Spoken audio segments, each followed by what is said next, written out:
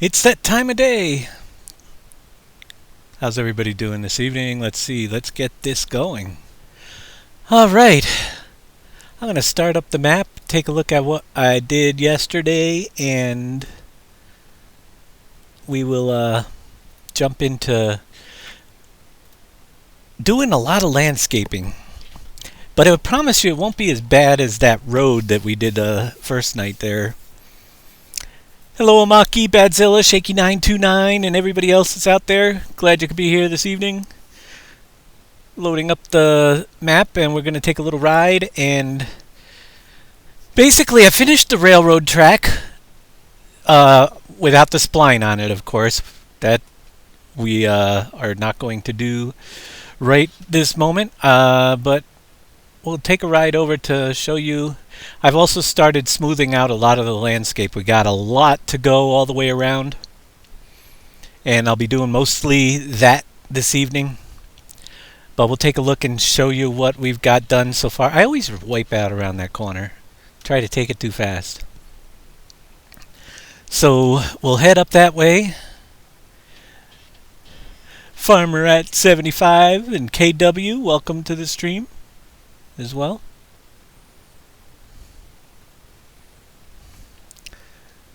So here we are. It's starting to look more and more like a map. I dread having to paint all the grass back in, but we'll get there at some point. Actually, once we get the landscape outside leveled out, it really is going to start. We'll start decorating up the map and deciding what goes where, and it should get more interesting as far as streaming wise, for sure.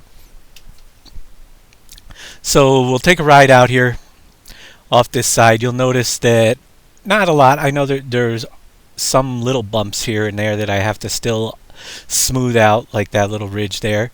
But as we drive around out here, you'll notice that there's a lot more area that we can cover that has been through the first stage of smoothing out.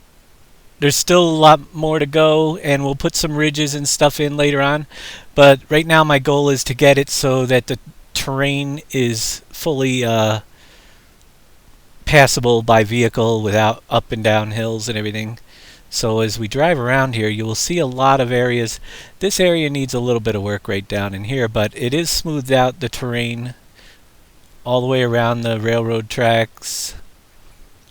And I do have to build the border around the edge too, so there's some room there that will have to be done. But you can see it's starting to take shape a little bit out here with the different areas the train runs in. Once we get past this, we'll start putting some fields around and deciding what goes where. You can see I got the tunnel for a train. It has to, and painting everything out here too as well. But I did quite a bit. I think I did about, well, you could look around. It's a pretty good area over here where the hills are all smoothed out to where they have to be so the roads meet up. And there's like a big valley here, so there must be train rails and stuff running somewhere around here, up there. So even though some of these look like they were really high, it's starting to blend in a lot better. You can see how everything's meeting up with the ground now, all the railroad tracks, and all the way over to here. I left off right over here. There's a pretty big area that we'll work on a little bit. But I'm just going to go around the map tonight and get a lot of those areas that need to be finished off so that we can start deciding what goes where. So there's got to be a dirt road eventually at the end of this little bridge.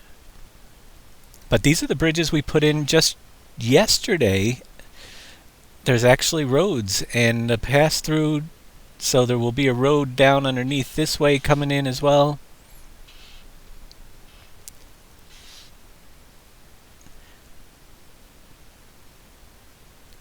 And train bridges, and you'll notice there are some definitely small little bumps along the side, and some of them I'll miss. Hopefully our guys, when we get testing, will find them.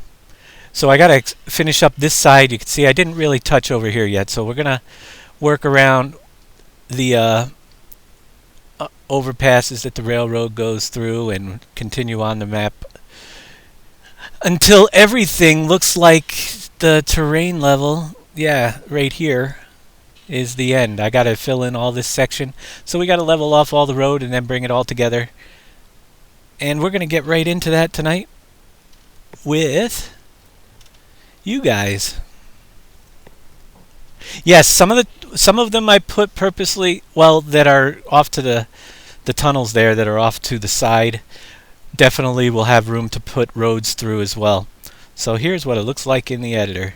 And there are definitely, whoops, I do that all the time. As you guys well know. Start moving around and it's not quit yet. Alright, there we go.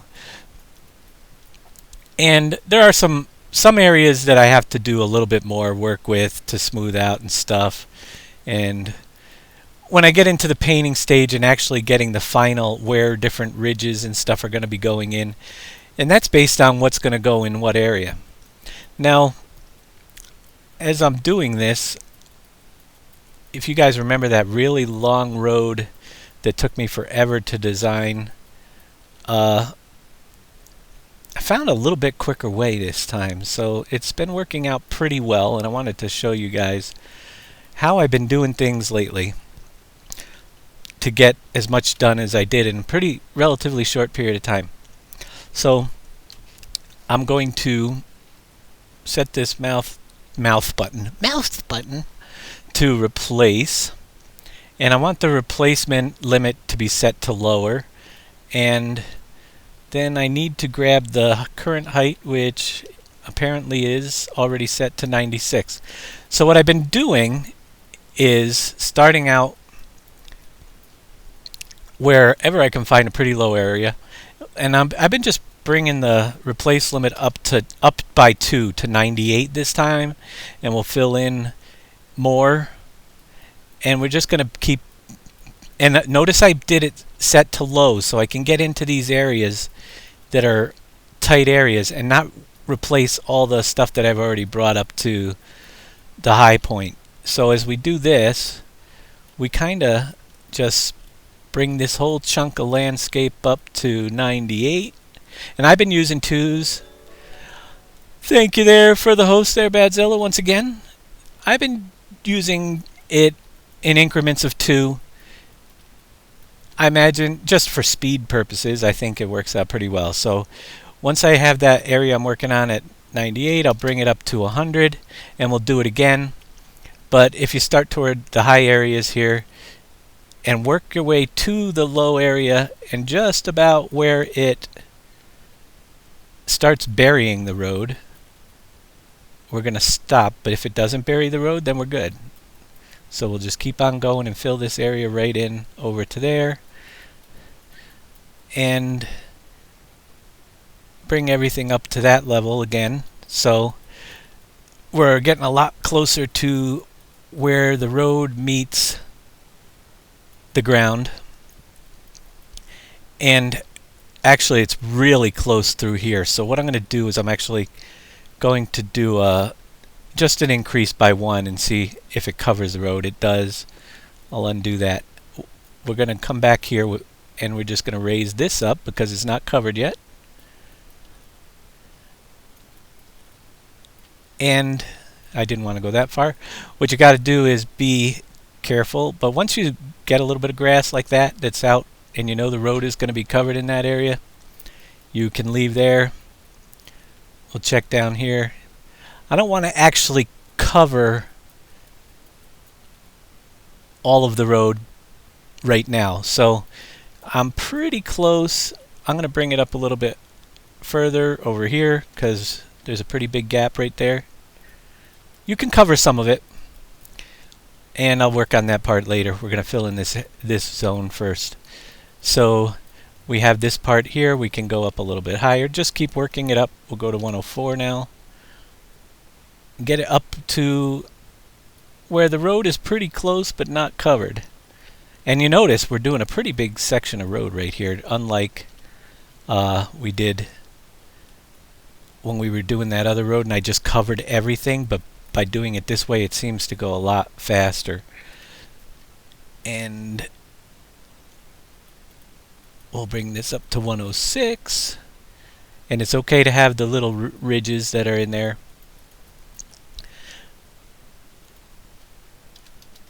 And just keep working it up till your road is pretty much well done. Not bad. Now, I'm going to try adding 109 for the top here because it's still a little bit low. Might have even been able to do 110, but I'm not going to worry about that right now. So that is the first step of my new process that's been working pretty good. The second step is to change all my opacity, hardness, and the value to 0.3 is what I use. If you're new to it, you might want to go a little slower. And then I'm going to bring the circle down right around. We want to go bigger than the road by quite a bit. We'll go to 17 so it's overhanging a little bit. Now, just tapping the mouse button, we're going to pull up the terrain around the road until it covers it a little bit. And you can go out to the outside a little bit. It'll help you out down the road a little ways. Another road joke coming in. And just bring it up so it's covering up those edges that are real ugly. And don't worry about pulling it up too high at this point. But by working on each of the edges and just covering it up where we need to,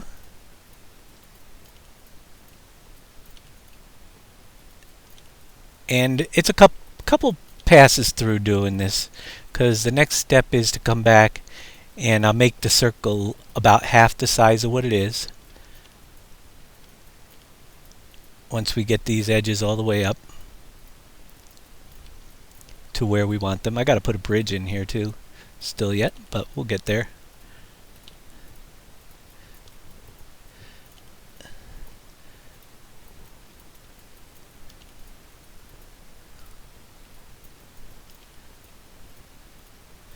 And a little bit here, that's okay. Road will get buried in places, but the important thing is to try to get most of the edge covered. And even when you're going up a bigger steep thing, you get a big bump up there. But it's much easier having a thin layer on the top of the road when you're doing this than to have a really thick one, which I was doing before. So as I do this, I want to be able to see where the heck the road still goes, but with the same 0.333, 0.3 values, I go back to the smooth value. And I'm going to cut my circle down to about half, which is about 8. And then I'm just going to smooth out the terrain around the road. And very slowly, and if it goes too slow, like because I put too much stuff on top, but you'll see how it's eating away because we have a nice, you can always take and subtract some. If you subtract too much, don't worry about, but it helps to smooth out a little bit faster, and it keeps the edges really close to the top of the road, which is what we want. Nice. See how nicely clean the edges are, and covering up those edges is coming out. And we're smoothing down the sides a little bit and just bring the road back into view. And I tell you, for the section of road we have here, it'll go a lot faster. So I've been getting a lot more of this road leveling done than the way I did it during the first night by doing it this way. So I'm still learning as well, especially with this stuff. It's been quite a while since I had to, well, back to the beginning of PV17 that I actually had to do this stuff, and I'm actually getting better. So the landscape should be done, or, well, I would say, what's today? It's Friday. We'll be back probably by Monday. I might do Monday, Wednesday, Friday. It seems to be you guys have been following along, and it's pretty good for me. It's kind of tough sometimes to get in here on the weekends with everything else family-wise and stuff that might be going on. So But by Monday, I would think that most of the terrain here will be leveled and we'll be able to start working on some extra things. We'll see. Might get a surprise broadcast depending if I have enough time over the weekend, but I wouldn't bet on it. So you could see that this method too is really, and if it gets to be too difficult to use this smooth on the edge to pull the edge back, just take a divot out back here somewhere and it'll speed up the process. And I know we're going to have to do a lot of that tonight, but when you get to certain areas you might have to smooth a little bit more, but we're just uncovering the road, and when we're done with this section it's pretty much done. So we're getting into where it's not moving as fast, but it's still moving.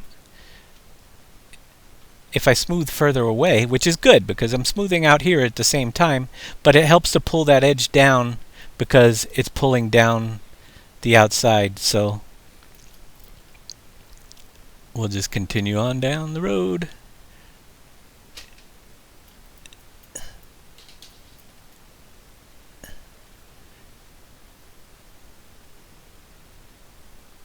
And like here, it's starting to slow down. If I just take a little bit out on the side, just a tab there, it helps me pull that side back a little bit. Same over here.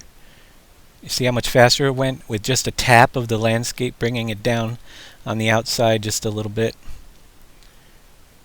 And then smooth it all right back in.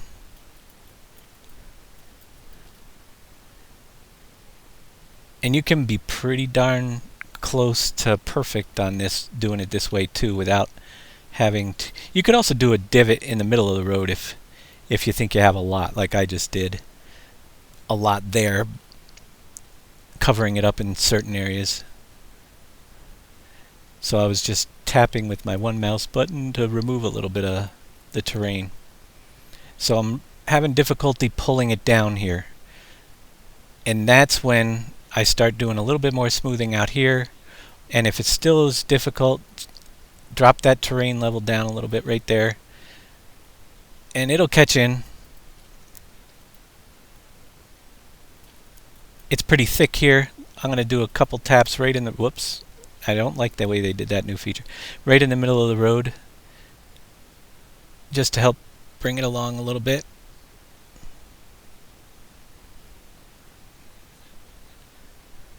So that's why I didn't want to cover the road too much in certain areas. You're going to run into areas, whoops, see, and that's why you don't do it too much down. You get those nasty edges showing.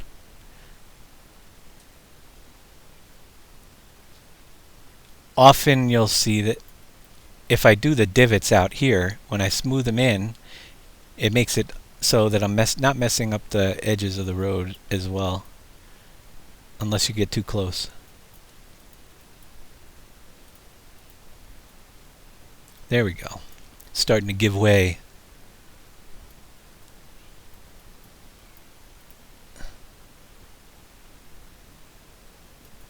But we want to have a really clean edge on the road, and you will make mistakes where you gotta undo. Not necessarily mistakes, but it's all part of the process to get it right.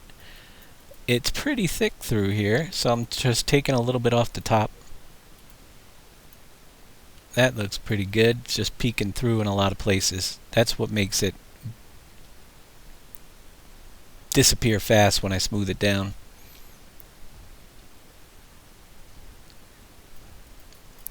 And I went a little bit too far.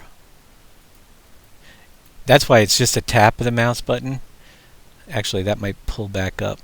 It's not bad at all.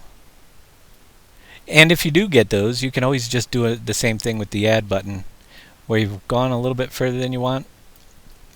And that's actually pretty acceptable there, that little brown edge.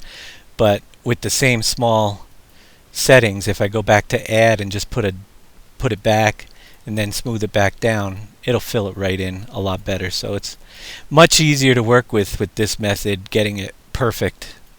And perfect is what I want when it's done. It's Friday and it's the weekend, and I'm still doing what I do every other day, which is work on maps. Pretty much. It's been a while though. I'm actually so happy to be able to get this going that I don't consider this work. I do look forward to actually having it done just as much as you guys so we can play on it for a little while. The guys on our server haven't even seen it. I got to get some fields and most of the foliage layers in and the trees planted so I don't have to keep telling them, gotta reset the tree file again, which will happen several times, but we get it to a point before we put it live on the server. And we are not near there yet. Hopefully a couple weeks away. Then they will be, once we get some fields down, they'll be able to test. And then at a certain point, we'll open up the Trello board too with the remaining projects that need to be finished. I know I haven't set that up, but I usually don't this early in the process anyway. It's just so much that has to be done. That's more of a like checklist of when we get down to, okay, what do we want to finish up? And so we don't leave anything behind. And we discuss new ideas that we might decide to do with the map there as well, or test. So that will come along a little bit later down the road.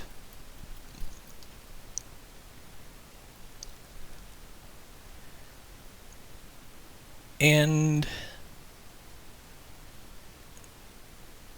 we're just smoothing out the edges. You see I got a little carried away over here. This is where I will go back and just do a little add. Bring it up to the edge again. Put back on my smooth tool. And just take it back so it's right up to the edge.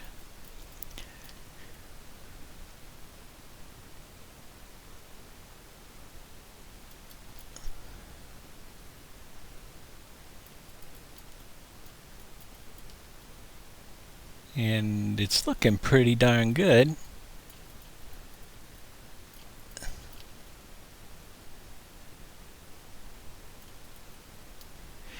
BDBSSB, how you doing out there? Every now and then I'll glance up and see what's, hey, able to catch the live stream. Seems good. Yeah. Glad you could catch the live stream. It's going to be pretty awesome, and I'm guessing that in the next couple weeks you'll see a heck of a lot more change to the map than you have so far, because a lot of this, just the terrain sculpting and stuff takes some time, but then we get to start placing some fields and figuring out where buildings and work on some of the cool stuff. Let's see, we'll work with it. We'll work with it. I did take a little bit too much off there, but we'll come back.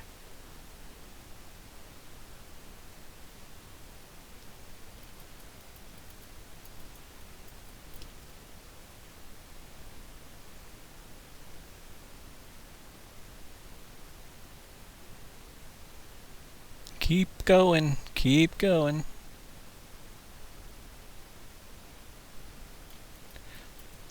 Almost up to where I want to get for this section to be done.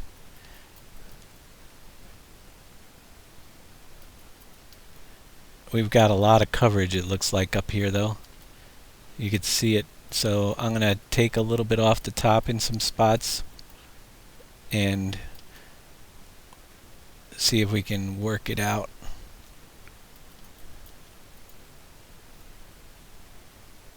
We'll take some over here. The tighter areas like this are going to take a little bit more time to finish up, but actually we'll get back to that divot once I clear some of this and see if I take away any more.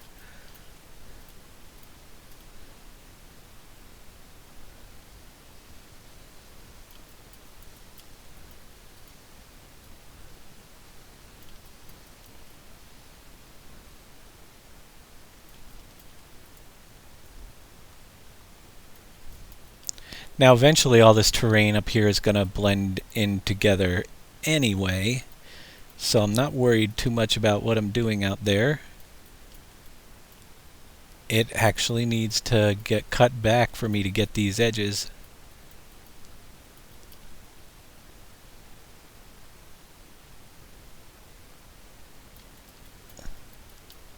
Now I will admit I got a lot done today because I didn't work on a lot of these smaller areas which are a little bit more difficult. So this area here with all the different slopes that are around it that are meeting up with each other does take a little bit more time than just say one road piece with nothing else around it. So we are almost close to what we need to be. It's pretty good there. We'll go back and find a couple of these areas where I went too far.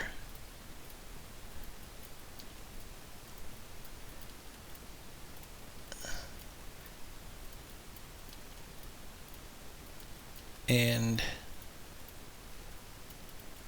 check the other side out. Whoa, that went fast. Alright. And then just smooth them back down. And try to be a little more gentle.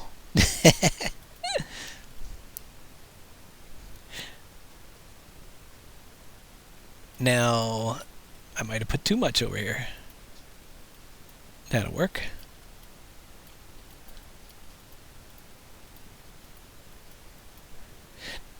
I'm going to leave that there for a minute because that happens very often. I'll get a little grass piece in the road, but it's at a weird angle where I can't get it to touch anything, and I wanted to show you guys what I do in this case is I just make a really small circle, and then I use the subtract button, and boom. That way it doesn't do any harm to the edges of the road, but it basically made a little divot underneath the road that you will never see. So once you have that section, we need to put a bridge in over here. And how the heck am I going to do that with a railroad bridge? Why did I put a curve into a curve? This could be a challenge right here. You idiot. Yeah, I'm calling myself an idiot because these railroad bridges don't work on those curves. Should have done that yesterday. Don't ask me why. We'll have to work it out somehow now.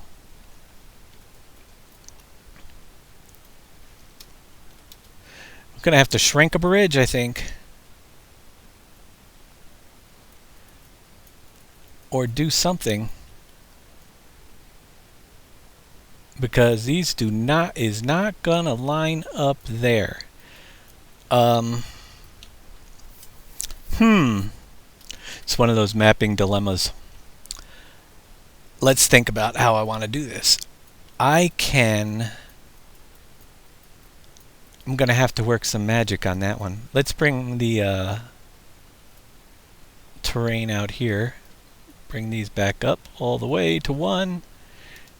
Grab the height of this terrain and oh, we're on smooth still.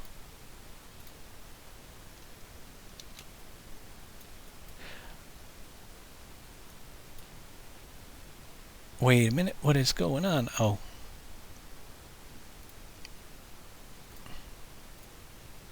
There we go.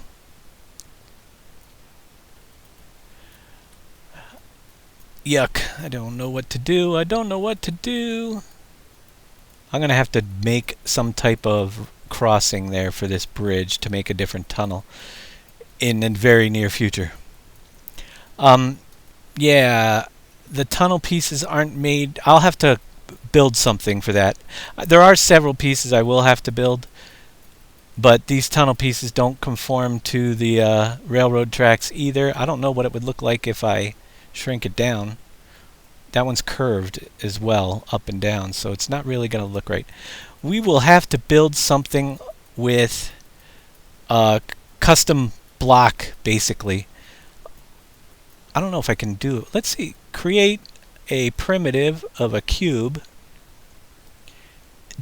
Brings us a blank cube, little box. And we'll bring that over and I'll give you an idea what I'll have to do. We'll make some type of cement thing, but right now what that does is it gives us this little box which we can scale up. We'll go about 30. And we'll go a little bit more. And we want to go wider. And just imagine this is painted with cement instead, and we can make a little tunnel ourselves. I will probably bring in one. I don't know if I can put the material on a cube just like this. Let's make it wider.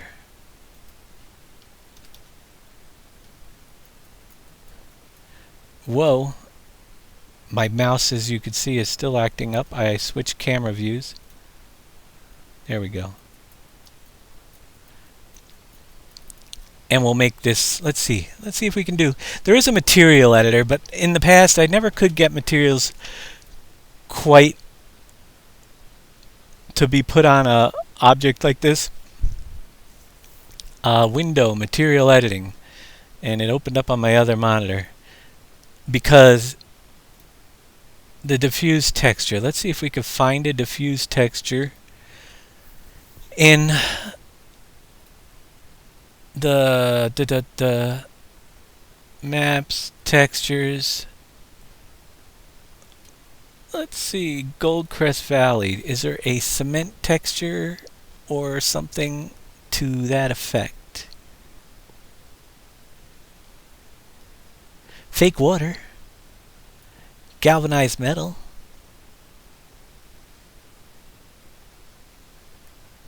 I don't see one that's labeled concrete. I'm going to just see if it works. We'll pull in galvanized metal. Actually, we're not. I don't think we're getting the texture. There's a lot of other settings that I don't know exactly what we have to do. So I will bring in an object and put it in there rather than just having a plain looking object. But you'll get the idea. We'll build a tunnel out of the block from one of the other maps. So with that, we got to raise up this little track up here too before we get too far along. So we will Blender. Yeah, I wish I knew how to use Blender. I'm not a Blender person. I've got some pieces, like a little construction kit type thing where I will pull in different pieces and piecemeal something together, sort of like I did around the speedway wall back when we built the first speedway in PV17. It was all that cement brick. We'll make something like that, or retaining walls or something around that area, because I made a boo-boo. I wasn't thinking of, I should have put the bridge in place before I finished all the railroad track. Let's go up a little bit higher. Same way with the railroad tracks, we're going to just fill in where we need to, and a couple layers at a time.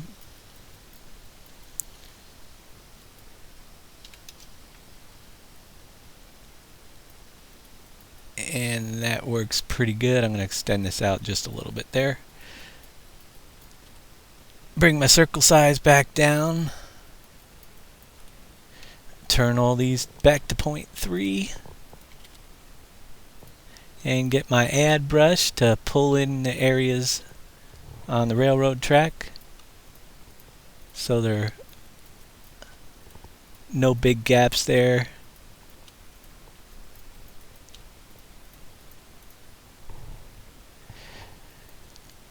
Use primitive pipe with block arch over. I don't think no, it doesn't have pipe. It has a plane and but we can import almost anything. We'll see what we use. Right now I'm going to get, and you'll probably see that on the next broadcast, what I ended up doing, because Maybe we'll do it later if I get bored. We'll see. But we're going to smooth out the same way right down the railroad track. It's actually usually better for me if I use a smaller circle. Railroad tracks are a little bit tougher because the edges are so easy to pull back and have a gap underneath. So I really got to look and make sure it's touching all the way around.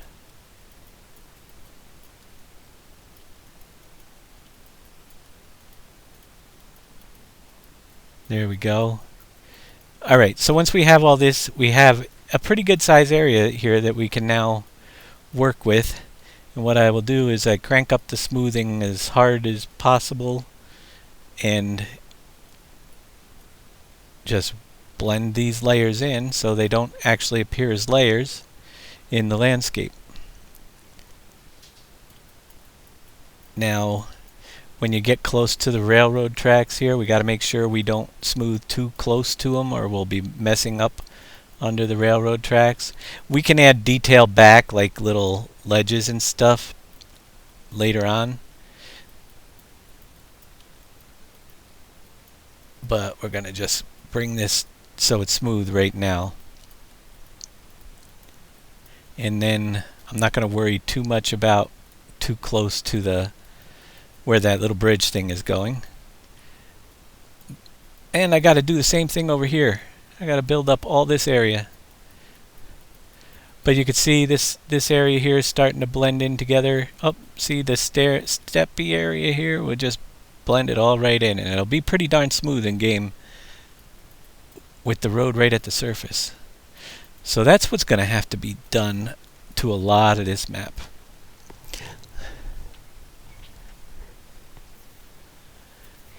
Oh, let's see. What do we got? You can't pull the land up, so build over. Not with the road. The road would be covered. So, and the road is another single piece. It's connected to several pieces, so the land cannot be pulled up. Yeah, turn on every time you pan. You have to. I've been having that a couple times. Let's see.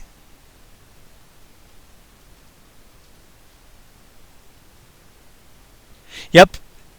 You get the GDM file. Once you change those number of channels there, Bonger76, from 9 to 11, you have to go through my steps that I laid out in that video to recreate a new GDM file and start it all over. Unfortunately, that's the way it works, because there is no GDM. The GRLE converter doesn't do the GDM files, unfortunately.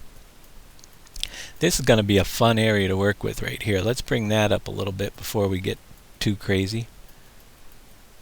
So yeah, I laid out all the steps. You definitely are going to get that error, but if you follow through, you'll figure out how to fix them as well. And that was back before the series videos. You can jump into those as well on how to redo your GDM files. You pretty much want to grab one that already is from a multi-fruit file of the same map size from the previous year, from 2015, and it'll be a GRLE file. Then you take that GRLE file into the GRLE converter and you turn it into a PNG file,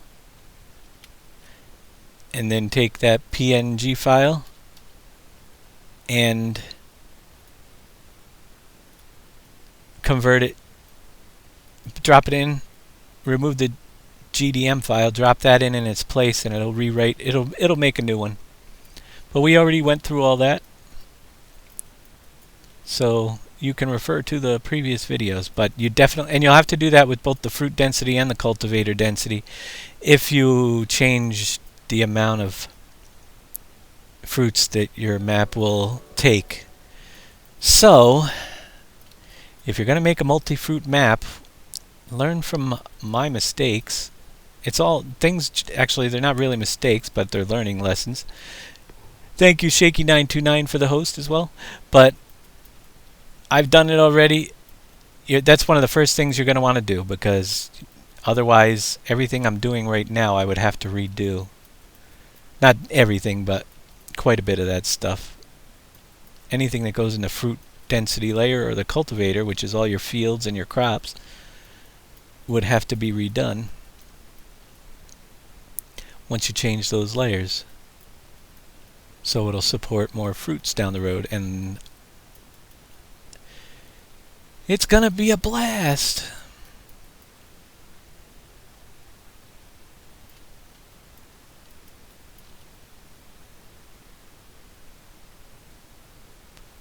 So we're gonna just keep working the road in this area, and there's another road up there that's floating a little bit, so we got some work to do. Once you get a pretty good size area, like I said, we'll bump it up another 2 to 89. We'll go around 89, looks pretty good. 90 would probably fit, but we don't want to bury parts of the road, so I just work it little by little to where it has to go, and that's where we have to stop, and then just kind of bring the edges all the way out. And with that replace lower limit set, I don't have to worry about overwriting the heights that are higher already in the outer lying areas. So we just scribble it in. Doing it this way, sometimes you'll miss spots if you're not zooming in everywhere, and you'll have divots and stuff, but we'll work those out later on.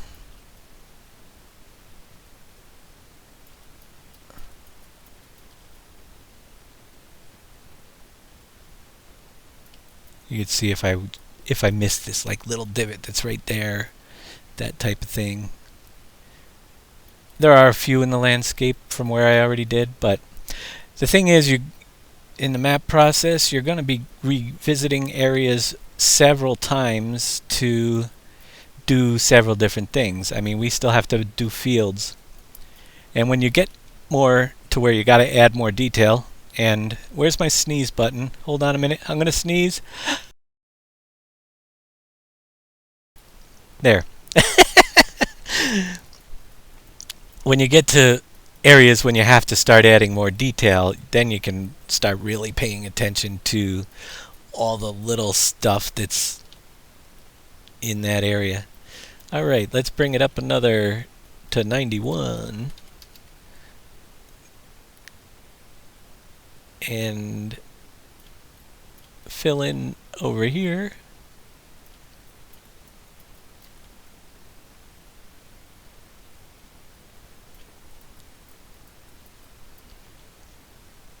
Yeah, my mouse is going. I'm just too cheap to buy a new one. I have to order one though.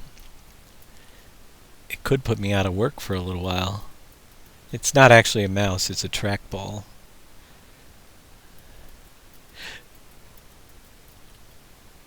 But I do get that left mouse button sticking way too frequently lately. So you can see it's coming along, and we'll go up another 2 and start from the high point and just work it out until it starts to cover the road.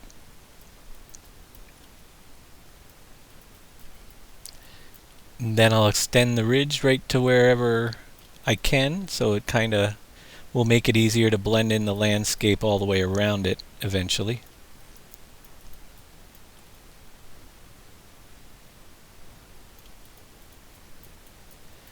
And I think we might be able to do 94. I don't know. Let's see what happens. Yeah, we can. For that area. We're good there. This is the long straight we have to do up in there. I'm going to go back to the base level, which is 89, and go to 90. And see how that looks. That's much better. For the straight areas, sometimes it can go pretty darn good with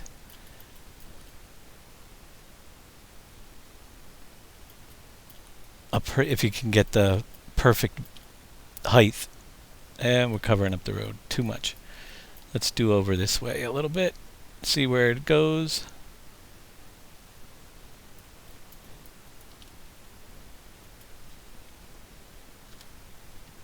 And up a little bit higher. This is one of those hairy areas on the map. I'm going to bring it circle down a little bit and just try to fill it in close as possible. Alright. So once we got that, let's see if I got enough.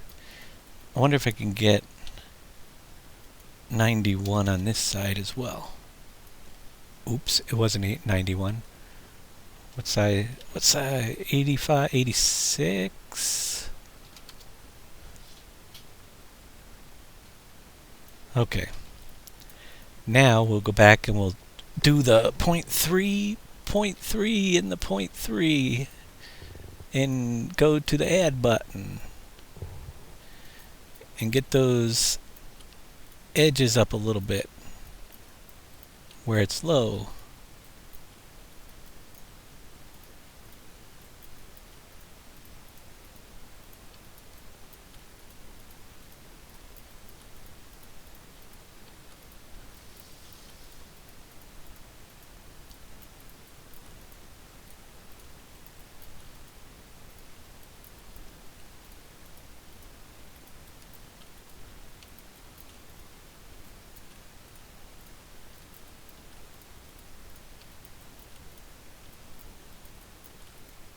And get all that pulled up.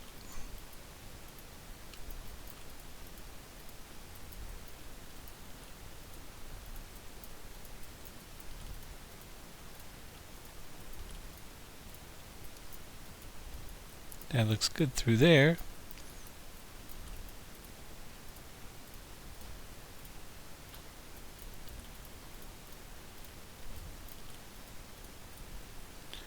And of course the hills tend to be a pain, but oh yeah, this intersection, very tight area up here. So we'll work it out.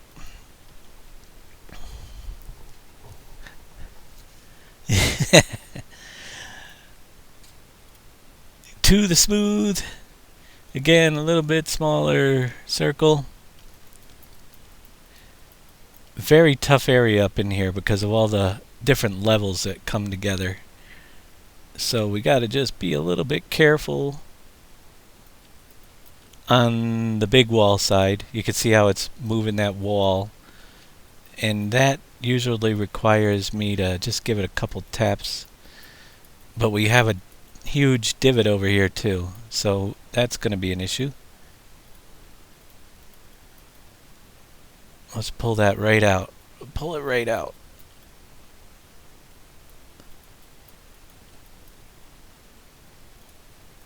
And then smooth it back in.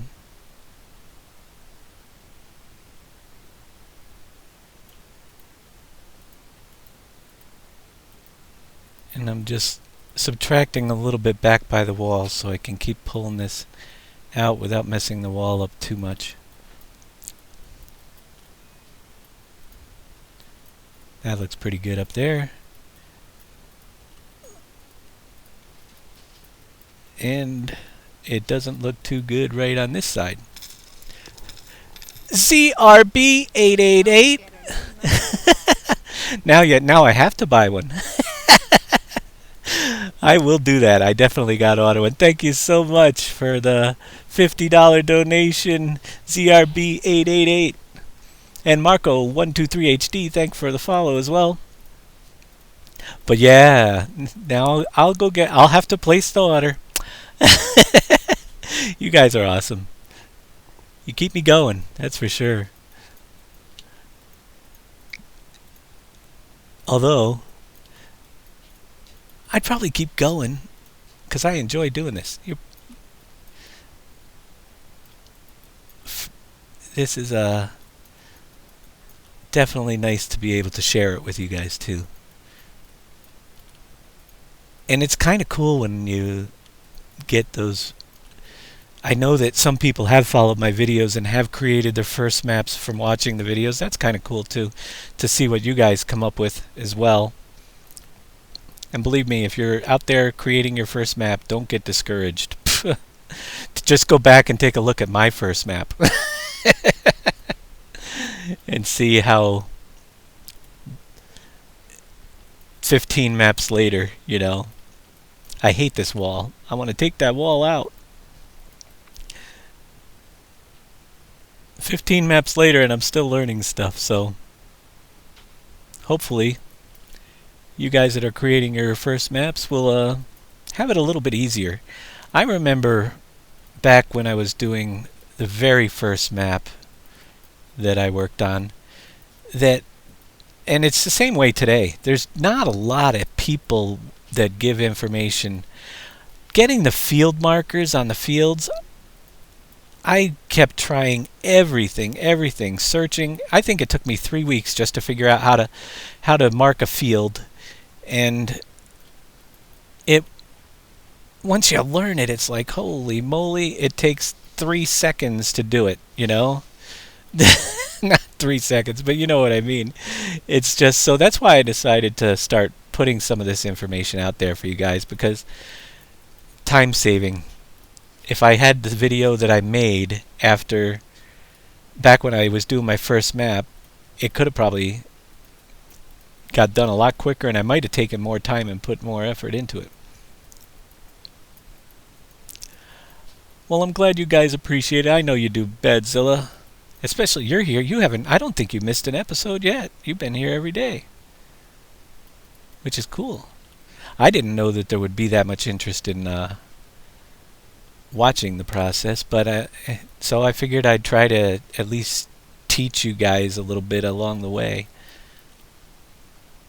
And you kind of will see the finished product eventually. That'll be kind of cool. You'll get to ride on the roads.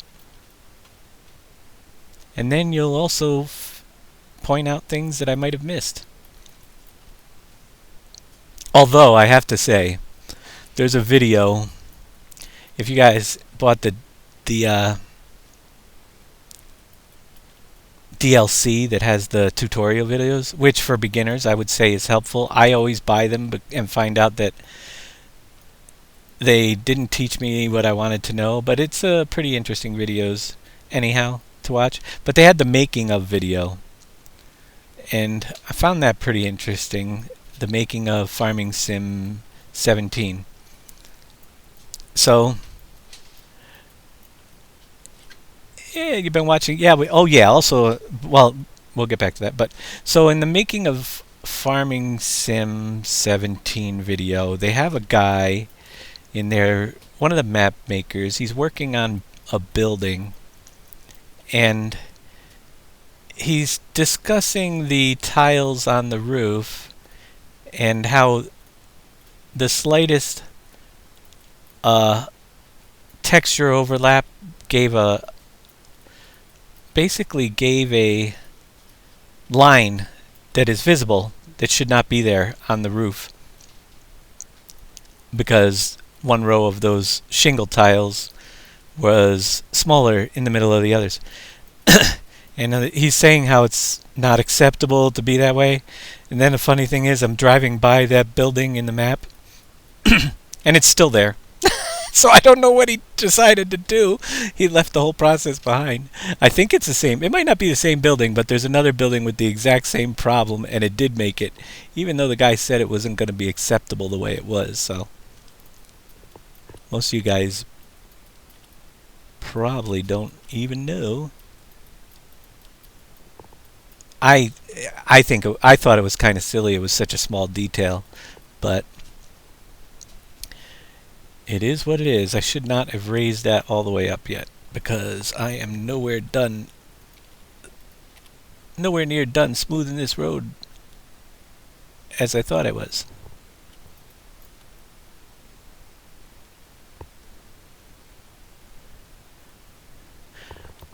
But if you watch the first video, when I was leveling a road compared to this one, it was a big road, but it certainly didn't go nearly as fast as this one. So you're always constantly learning, trying different things. When you're faced with the daunting task of doing every road like I did the first one, you try to find new methods to make things go better. That's all there is to it. So the YouTube videos, I do try to get these up. Sometimes they're a day or two late if I'm too tired and forget. But all the previous shows are currently up on YouTube. And I will say that as I am doing my work here and stuff, I read all your comments on YouTube. Anybody that comments. So don't think that I don't take a lot of time to respond to them.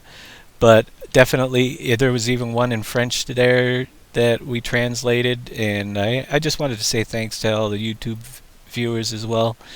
And around to it 444, I know you're out there watching the YouTube videos as well. Thank you for your support as usual. And shout out to you and anybody else that's watching the YouTube videos instead of the live stream.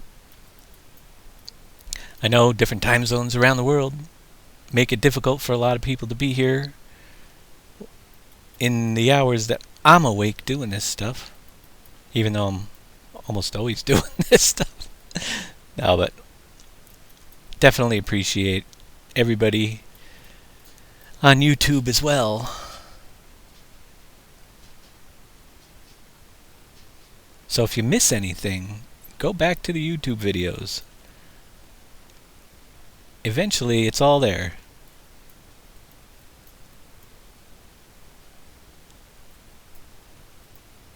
Whoops.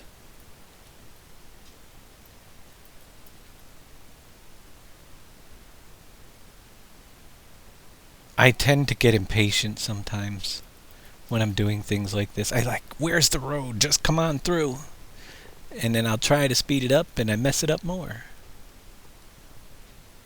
But let's see if I can get at least a piece of it showing through.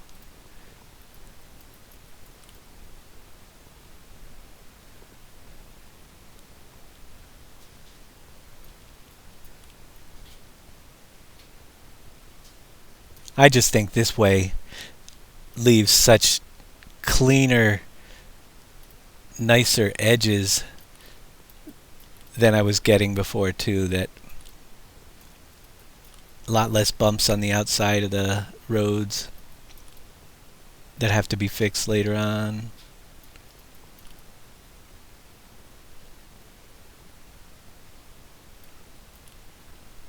Come on, you can do it. There we go. But there is some touch-up work.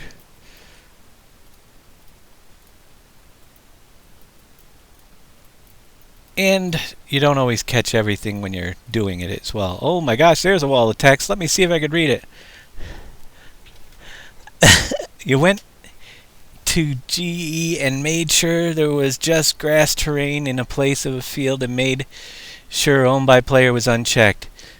Then I went into the game, started a new map and bought the field, then saved the game and went into my game save file and copied the cultivate and fruit density GDM files. When I reopened the fields, matched what was in game. There you go. It's a trick, that's for sure.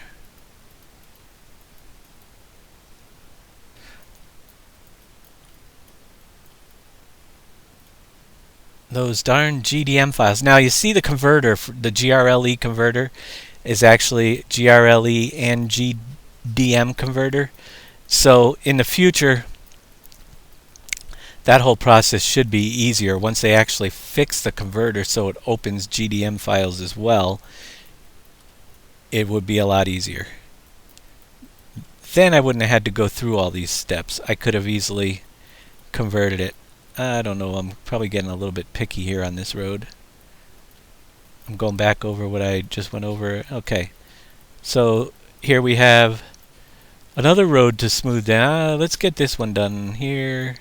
That road up there needs to be done as well, but that road looks pretty good all the way down through. Let's jump over here and fix this one.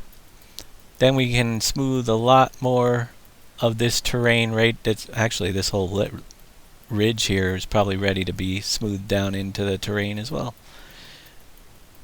Got to do that little piece, and this whole road.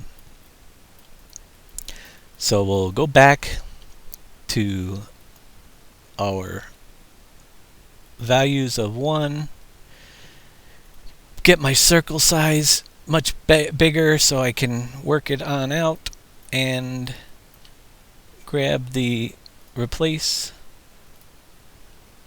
left control R, sometimes it's 96. It went to, actually I don't know if it is 96. So we'll bring it up to 98 and build a little bit there. But you guys have to admit that road over there didn't take nearly as long as the one it took me all night to do, so definitely a better method this time around than that previous method.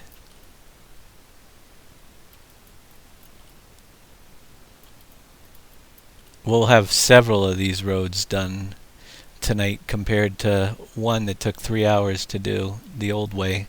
The old way! Out with the old, in with the new.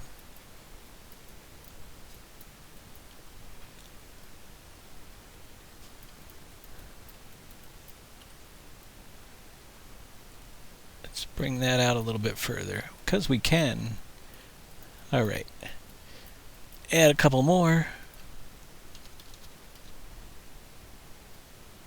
That will work till there. Let's drop down 1 and see what happens in here. You can do it as in small levels if you like. I mean, when I get to long straightaways like that one there, it is really helpful in the long run to just figure out what level that is at. Whoops, wrong button. So I know it's a little bit higher, maybe 99.5. Actually, let's bring it up to 0.6. And that way, these long straightaways can really be a lot closer to where they have to be by finding the small increment. And in this area, we'll even go up to 0.7. Actually, it could probably even go higher. But it's starting to get close to covering up the road in some areas. Not bad. And just extend that area out a little bit so it's easier to smooth later on. Now we'll do the add with the lower hardness values. Experiment with the hardness values too. I don't know different people's system setups and stuff. It might not work the same way as it's working for me. It might still go too fast. I don't know if system settings, but if this is, you can't work in the small increments, make the values a little bit lower. If you can, then, or if they're going too slow for you, you can make them a little bit higher so it speeds up the process for you. But I find for me that those 0.3 settings tend to work pretty well for doing this right now. Okay. This is a mess down here too. So we'll replace to 86. I know. See now, if I keep the slow speed on with the replace, it's just gonna go slower. But I'm doing such a small area, I'm not that concerned with doing it a little slower.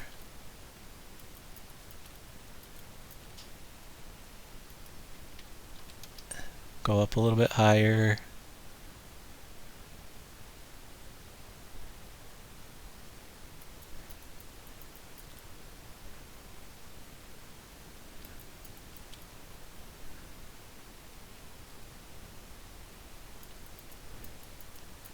And A little bit more.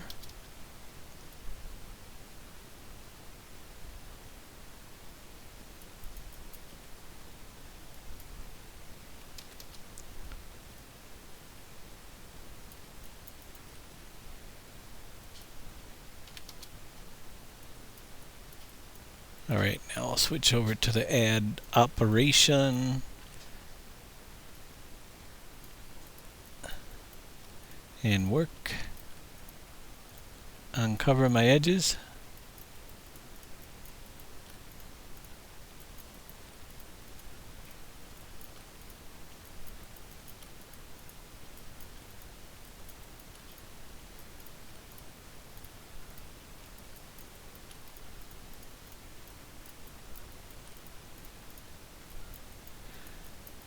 And then back to where do we guess we got to do the whole section. So let's smooth away, and I'll bring it down to about an 8. When I do this part, I want a much smaller circle to work just over the road surface a little bit.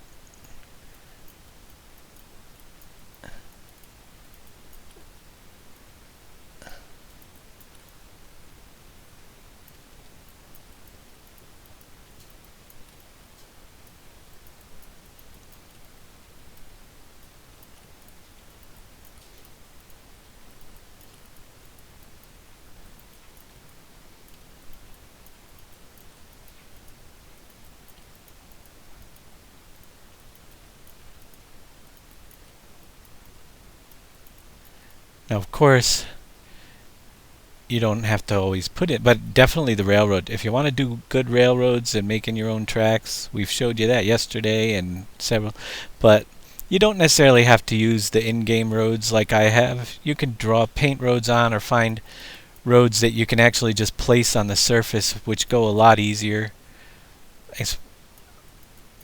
Especially, but if you wanted to get that, I think that using several curvy road pieces and stuff just in the end gives you a much more interesting terrain.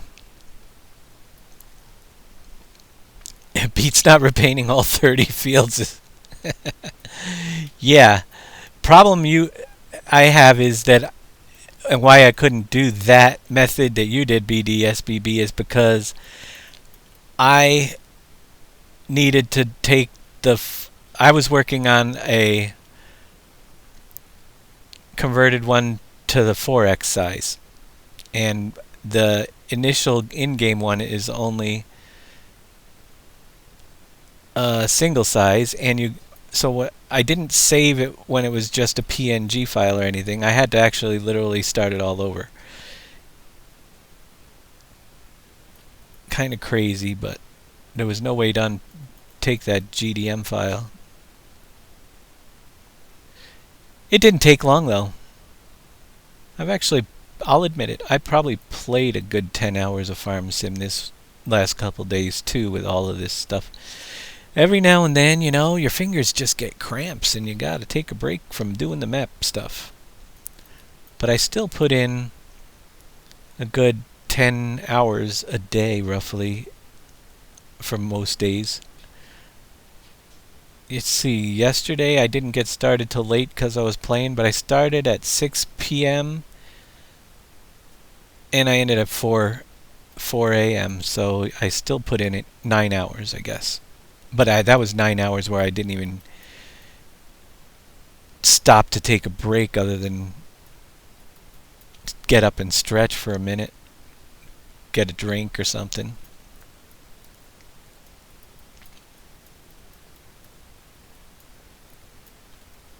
Is somebody logging the hours down so they can tell me exactly how long it took me to do the map? Because people often ask me that, but there are so many hours, I don't keep track. 1,000. Alright, so the road is looking pretty good. Right there. We have to do these 2 areas over there, but what we can do is, let's see where we leave off here. Yeah, let's do some major landscaping. with a pretty good sized circle here. And be very, very careful near the road, because you don't want to undo everything you just did. Now, one thing to note about smoothing is I am using a large circle for a reason. And we'll give a demonstration of why. If I went with a small circle and just did this, I get a nice smooth edge, and we'll probably add some edges in like that. But if you have you're basically smoothing from toward the outside of the circle, so you can easily bring a much more gradual slope with a big circle than a little one. And in certain areas, right now, I just want to have it a really smooth terrain. We can add back in any ridges or stuff later where we think that we want them, but when we start to decide what goes where, knowing how many smooth areas we have in the map and stuff like that, how big the different areas are, will help out tremendously.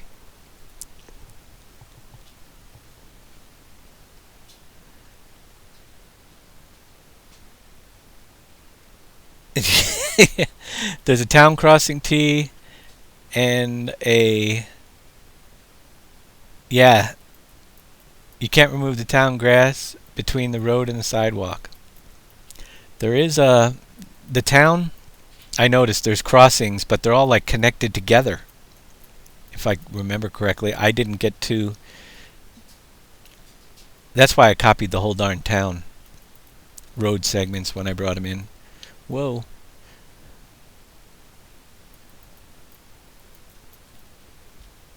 So you can see that all of this work that we did up in here will look much better. Remember, much smaller circles when you get into areas that need them. And we may mess something up in that really tight corner, but it looks pretty good. It probably has a little bit of a divot up there. Not bad at all. We can start getting all this slope down to the other level as well.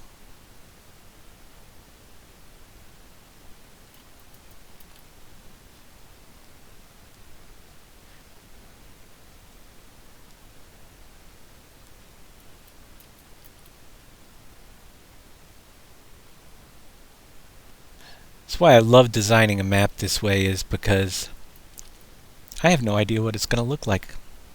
I have some idea of what I want to accomplish. Knowing what you want to accomplish and letting the map kinda doing maps the way I do them kinda surprises yourself in the end too. You know? And it's a lot looser, a lot less than sitting here saying, okay, I gotta get this here. Whoops. Mouse button stick. Gotta put that there. This is so much easier doing it this way, I think. And lends to some pretty cool design features that you wouldn't have thought of by the time it's over. Done. There's the tunnel. That whole mess has to be cleaned up. And it is a mess. But we can blend all this back in. All this is done. See the large areas of landscape that we've already completed? Well, not complete, but got leveled out. We'll figure out where fields go. Let me get the bigger circle so I can get a more gradual slope in here.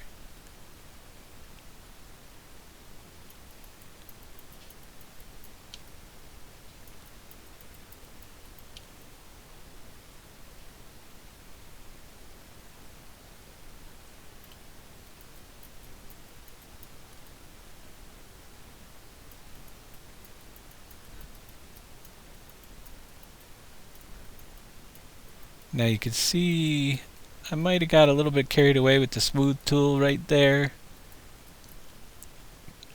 we'll revisit that at some point when we're doing that area.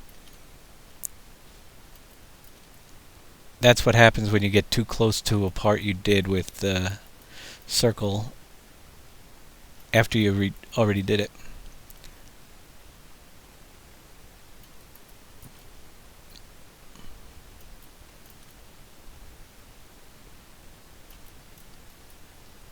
We have to work down there a little bit.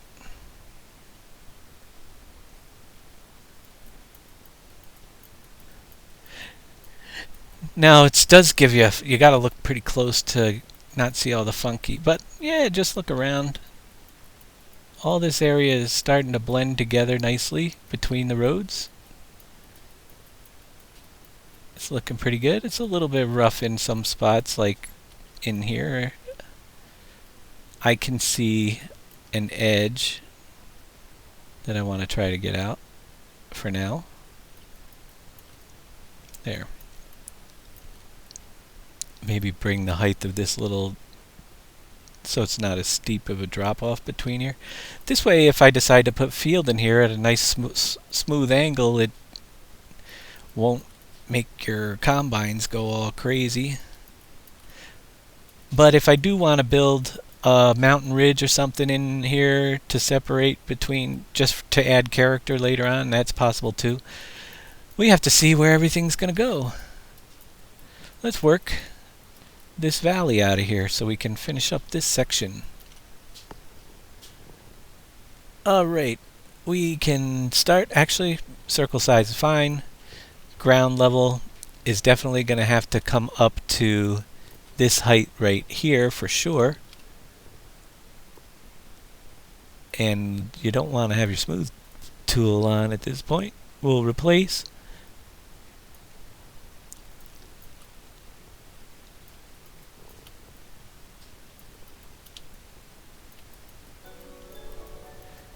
Tomcat60, welcome to the stream. Thank you for the host.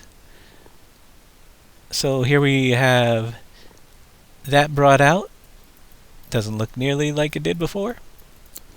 And now I'll bring the circle size down a little bit. Working out the track. At 106, we're going to go up to 110, 108. 08. 08. And we'll just keep working out like before. And when you have, I purposely did this with this track, is I made it parallel to this one so we can actually make a nice sloped hill. So I'm going to try to draw just roughly, but the levels the same across from one to the other. And I did this in a few areas of the map. That way, when we smooth it out, we should have a nice slope that both of these tracks go uphill.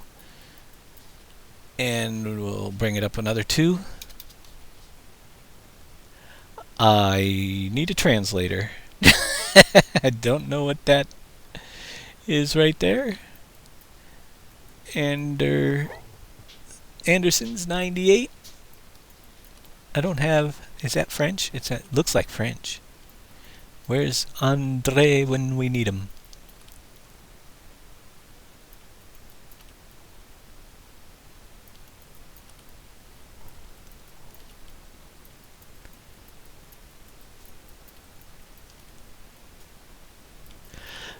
And we'll go up another 2 and keep repeating. Bring our ridge right across the map.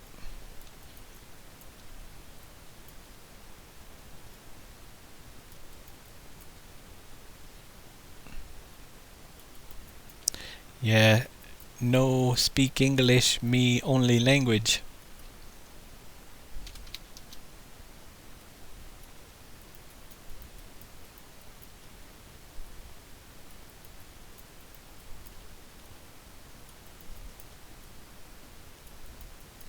Alright, let's do our little steps.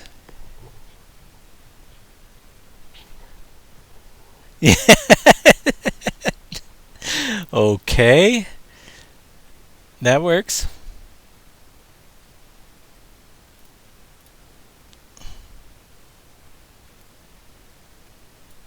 It's Spanish.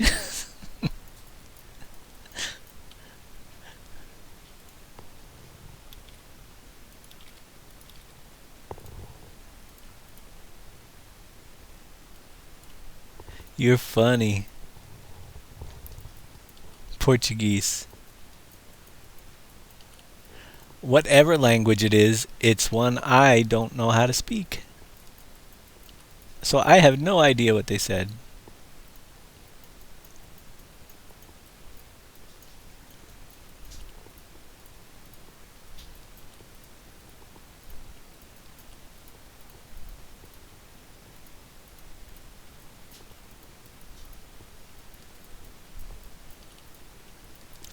Alright, let's do it. Finish these slopes up.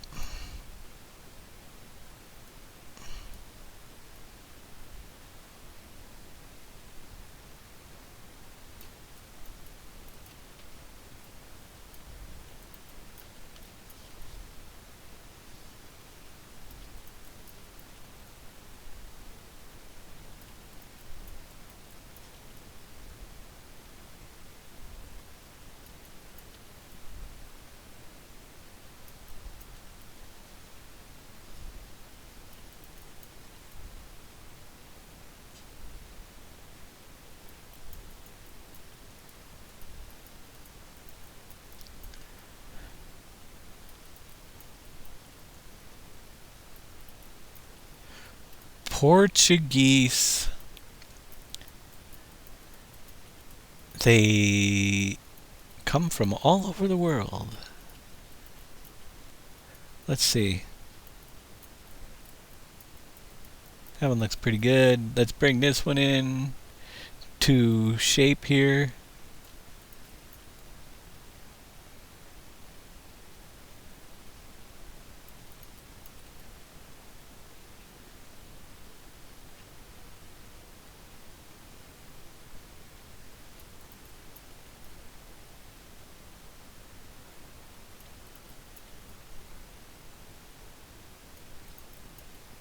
See how it's off the ground when you get up close? That's what you gotta avoid in some of these areas when you're smoothing down. You don't want, because you know somebody out there is gonna say, did you know your railroad track is floating over by the whatever?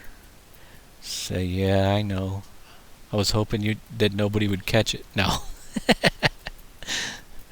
But it happens.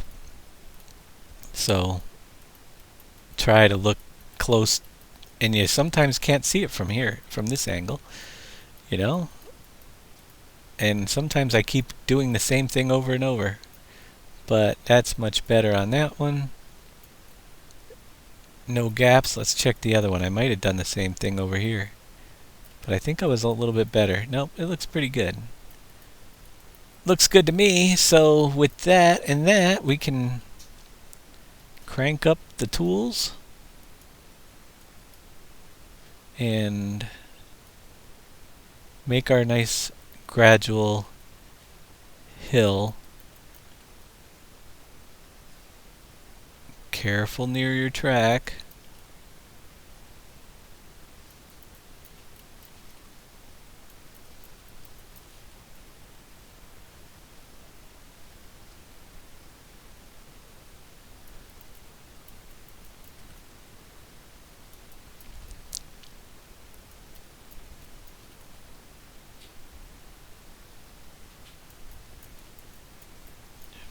But it's looking pretty darn good to me.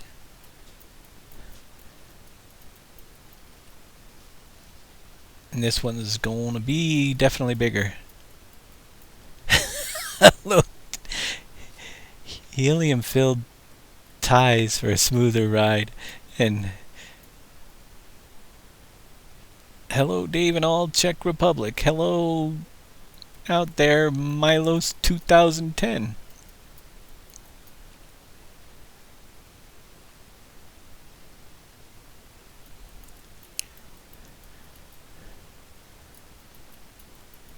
So we're getting there, you know, every little bit is that much more of the map that we can drive around on later.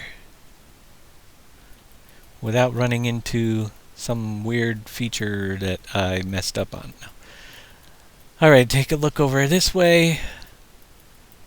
Everything out here is pretty much leveled already because the track, it's a flat zone. But you can see I left a couple divots. We do have to build some type of border around the map. We'll get there eventually. Probably soon after I'm done leveling everything. But we have to do a ramp over here. And then we can finish off. That's almost like the whole one side of the map already, which is kind of cool. All the way through. There's a lot of work around this gate here, so I didn't get too picky with what this looks like. That hole. I mean, I gotta figure something out to make that look pretty. I don't know why there's a chunk of field terrain sitting over here. Oops, wrong button. There. But we don't need that. But yeah, this whole side, with the exception of some crazy work in the hills to do, and painting and carving all this mountain out the way we want it to look, like we did down this side. Oh yeah, lots to go. Let's keep going. Dirt roads to draw in.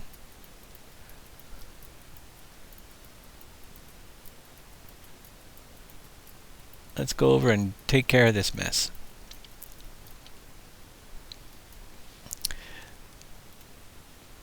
Replace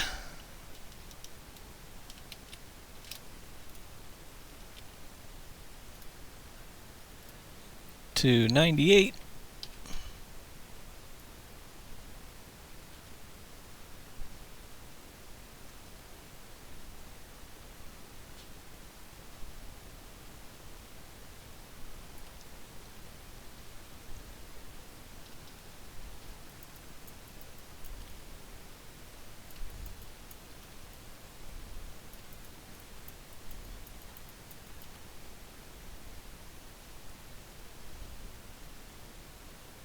Uh, 100.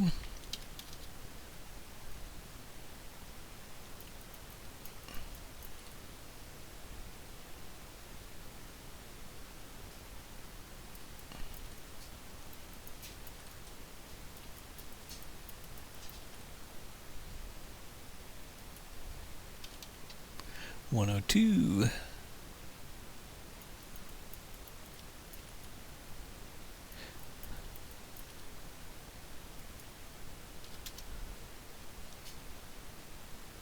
And 104. Now we get back, and you guys know the routine. You've been here all night, so let's do it all over again. It's like only the 10th time.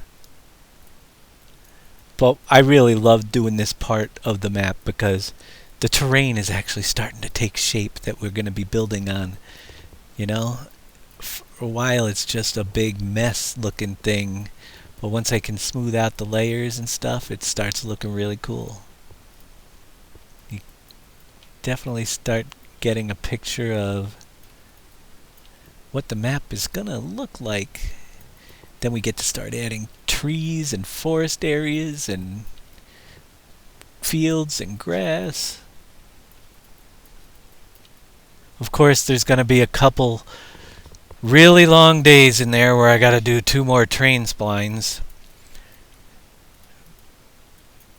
But that will come. So you can see how I'm floating. It's a process.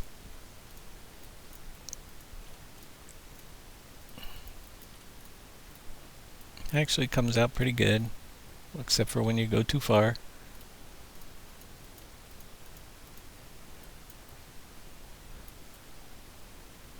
A little bit low in here.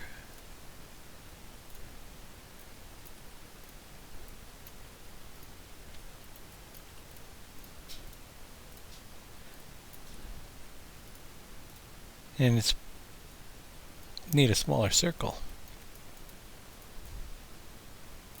All right. Now, whoa, back to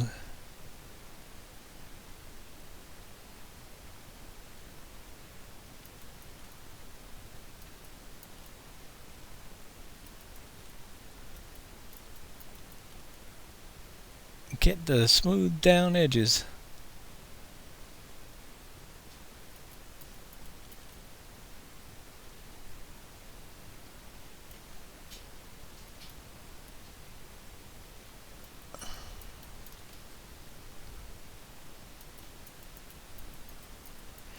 We got one over in that corner to mess with. All this here though now is pretty much good to go, so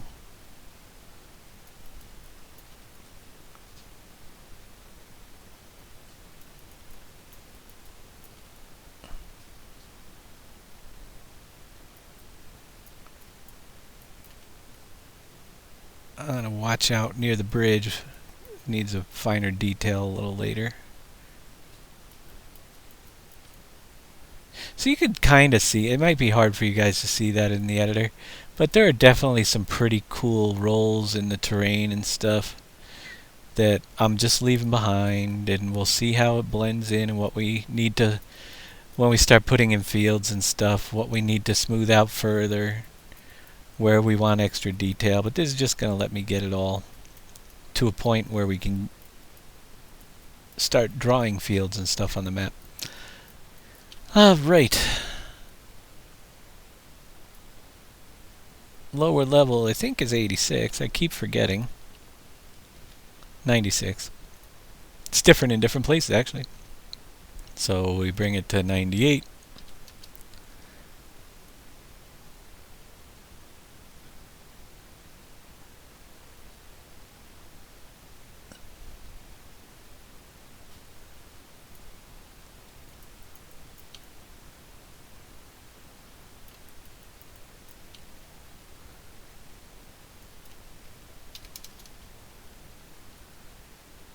I have no idea what time it is. 10:30. Pretty early.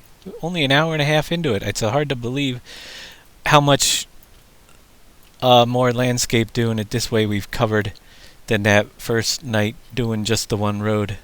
So definitely a better method.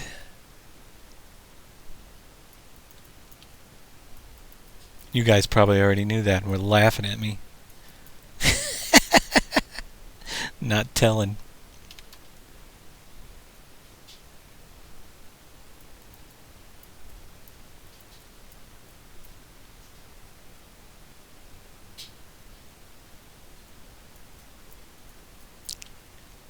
Put the gravel in and plant grass. The train won't be traveling that much to keep the grass. We're definitely going to have to do all the painting of gravel and stuff.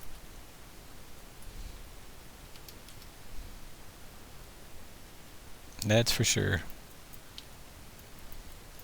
And wait till you see what, whoa, what I just messed up here. Now, let's take that out of there. I was trying to fill the divot, but I need to put the right level in there. Okay.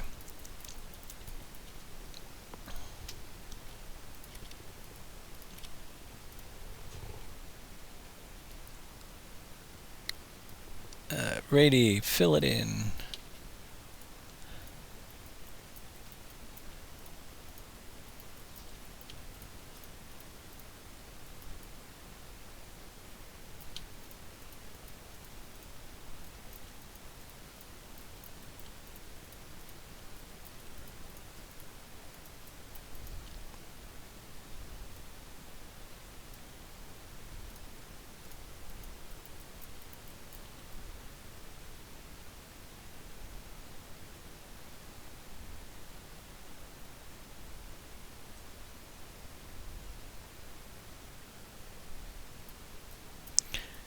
These trains are going to be traveling a lot, let me tell you, because there's going to be some cool stuff to do with them when I get them in, hopefully.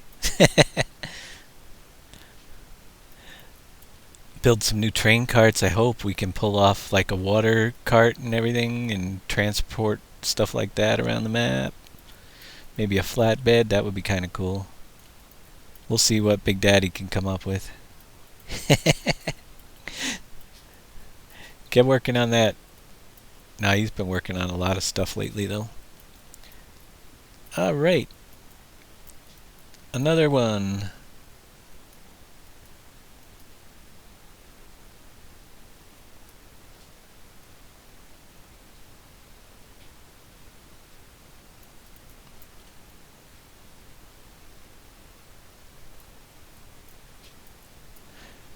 Oh, it may be good for 5 or 6 hours, but probably not online. I'll fall asleep by then. We'll keep going. Let's see what time. Yeah, I'll be here for a little while.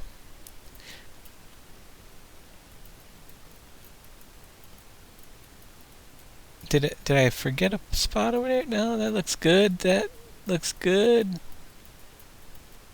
We're all smooth. Of course. Yeah, well, I'm liking it. So this just has to be brought down to this level over here. We'll leave the bridge. It's going to go right off the map. We'll have a fake tunnel on that end eventually. All those little extra details. And here I'm doing with the small circle. I can do it a lot faster with the big one. And you won't get that sharp drop off.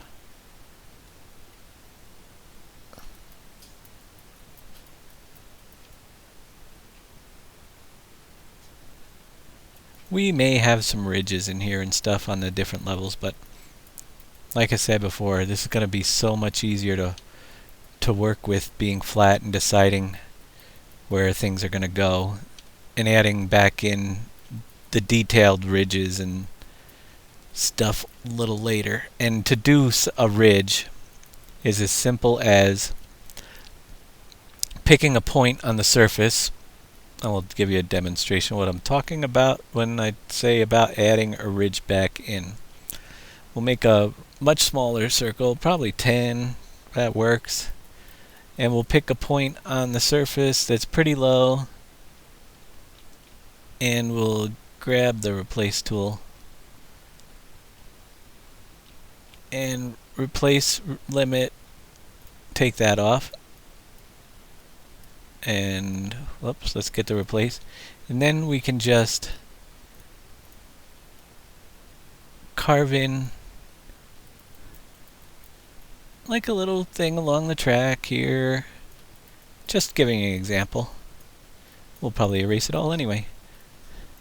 And then we can add some detail to it, smooth it down, but I'll put this one in for now anyway.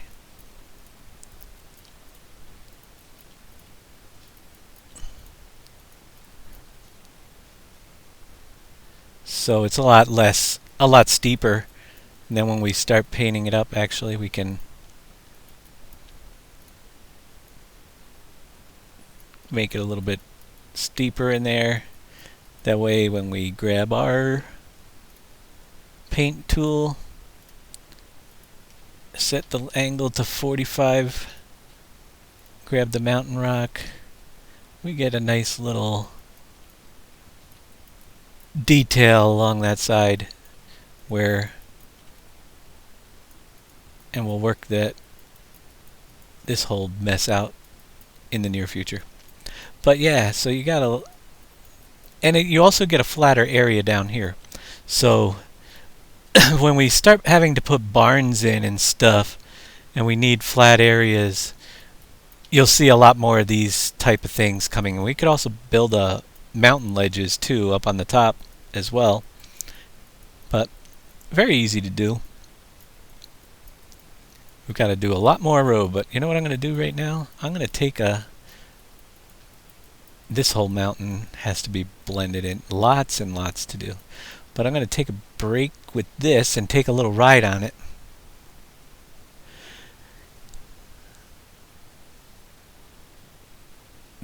Yeah, he's got a few mods to release soon. That's awesome.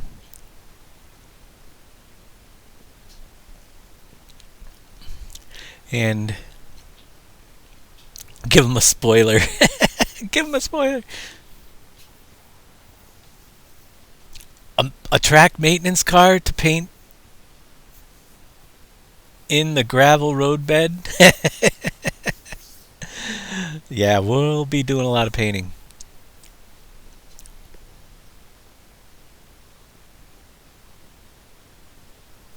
One of his mods is very helpful when feeding the animals. Ah, yes, it is. He responds. You're funny, Manuel Paul.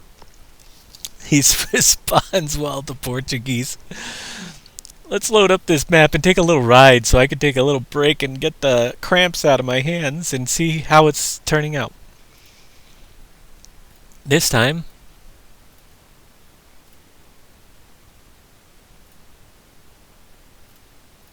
we'll head out that tunnel on the side that is not completely finished and take a look from there. I always like to take a look every now and then, make sure things are coming out as planned, but also because it gives me a kind of a break. So, from the monotonous repetitiveness of doing certain tasks. So here we are with that big area across the street to mess with later on. But you gotta admit, it looks, without the grass painted, it looks pretty much like Goldcrest in this area.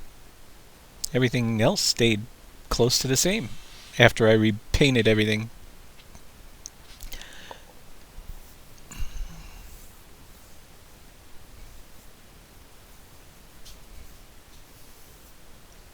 Traffic around here is terrible.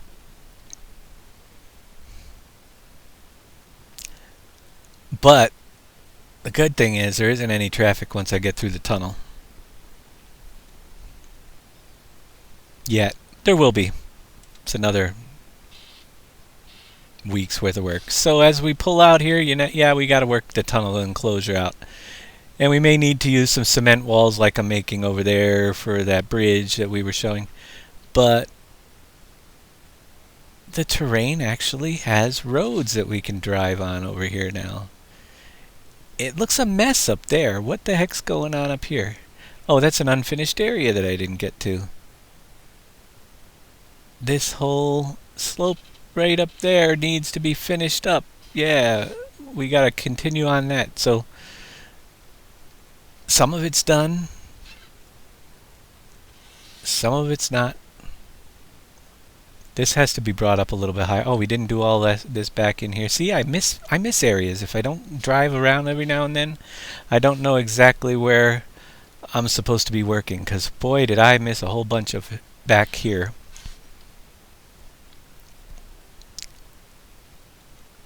Around that bridge.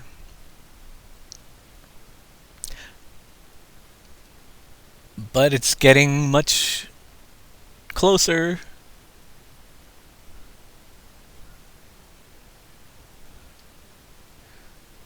Trains running along.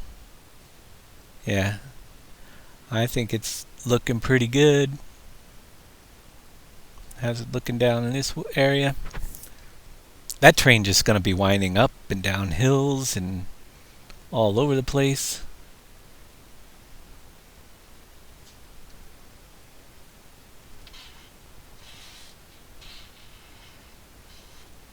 This is the one we built the ridge along that I just did. Put a little bit. You can see it's a little steeper.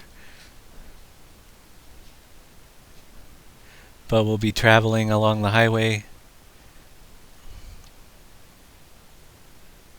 So yeah. Not bad. It's a start. It's getting closer.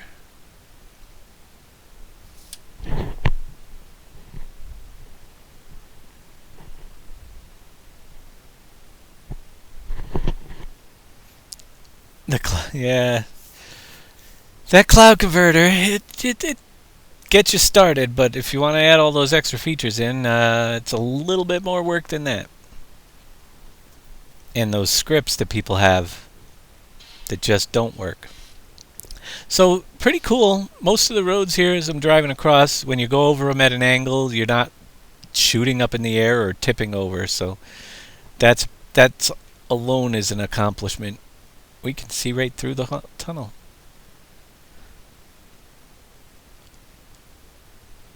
A lot of this side of the map is getting there. NC Raiders, thank you for the follow.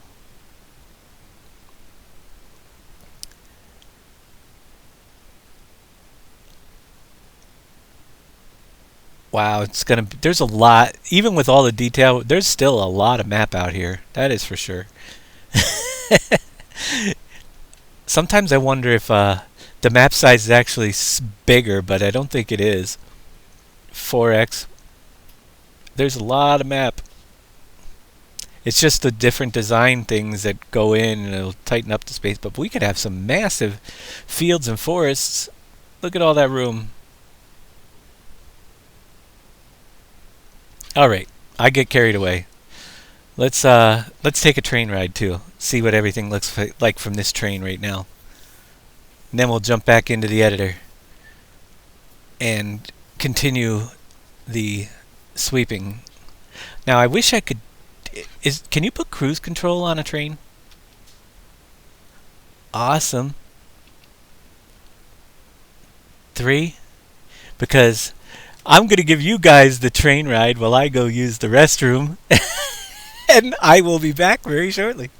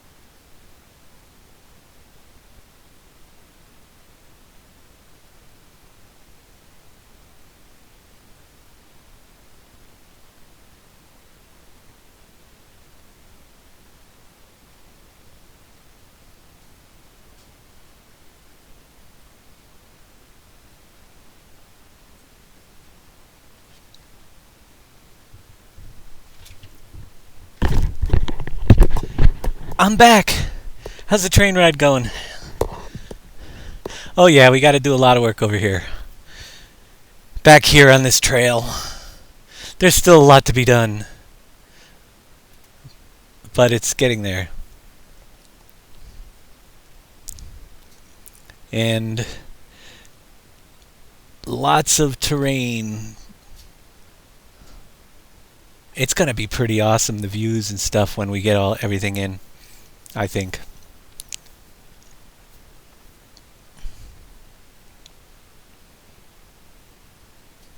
I'm actually really excited about doing this map this time. I'm excited every time, but the first map of the year is always a lot more exciting to do.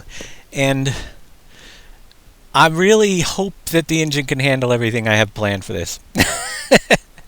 If you think about it alone, the road sections of this highway, if we put the street lights like they are on the rest of the map, which I really would like to do, I don't know if it can handle it. Because that's a lot more lighting going on the roads.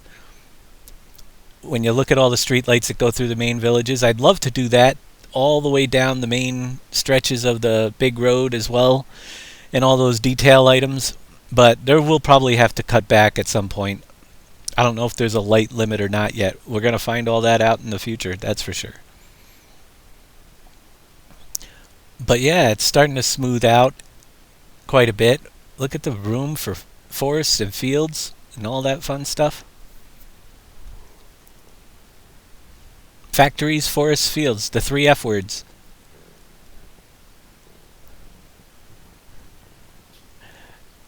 I'm really excited to start playing. Whoa, what the heck happened there? Have no idea what that was, but I assure you that it was. Let's take a stop here for a minute. I want to show you guys. So somebody mentioned the sky. Yes, I do know the sky. They mentioned in the last video, and what they were talking about is I have not expanded the sky yet. Have no fear, it will be expanded. But as we get to, you could kind of start seeing where the sky drops off the earth. It's actually in the corners it's most noticeable because the sky hasn't been expanded yet. It makes it look like we're in a little dome, but it will be fixed when I get to that point. But yeah, the train ride looking pretty good. I'm not gonna get much done riding around in the train, so I think I will jump back into the editor and keep finding some areas to work on. Yep, all the highway signs, all the details I want to bring them so that the map really, when you're done and you come out here, it might be a little bit flatter in larger areas for the larger field types and stuff, but as far as all the detail items, the trees and the stuff like that, the bushes, the street signs, the street lights, houses along some of the railroads, and all that, all the little details that they're using on Goldcrest Valley, we're going to try to carry over so that they're out here as well, so it all looks like it was made at the same time, literally, rather than a different world when you get outside the borders, which right now kind of still looks a little bit like it's a different world out here, obviously. But when it's done, it should all blend in and look like it's just one nice big version. The river, I haven't decided what to do with the water yet. Because of the different levels, I have to look at the level the water's on and mess with water planes. I'm not that concerned with adding the water in, although I do have another couple ideas that I might bring more water out here, but we shall see.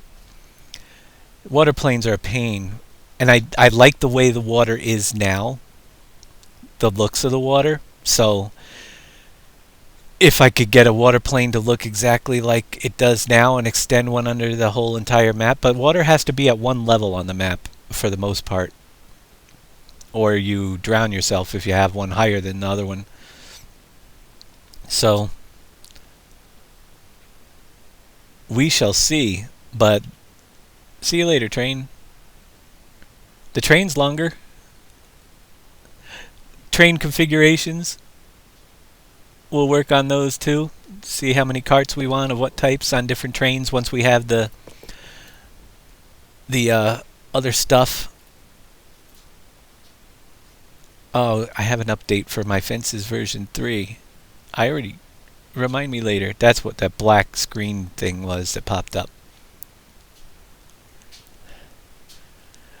Will the triggers have names or pictures for what you are to dump or fill up? It will be in the store, just like, hopefully everything will be just like it is currently in the game. So you'll be able to see what stores are taking or what dump points, and we'll get into that when we start seeing what we can do for new fruits. Now, where was that one area way back here that I want to finish? I want that train ride to look better next time. So I missed a spot that's way back here. Well, if I follow the train track, yeah, we got to work this whole mess out over here near the city edge, which is a pain in its own right. Getting those roads all, yeah, you know what that's going to be like inside there? Not fun. Whoops. Well, that'll do it. I have the super fast.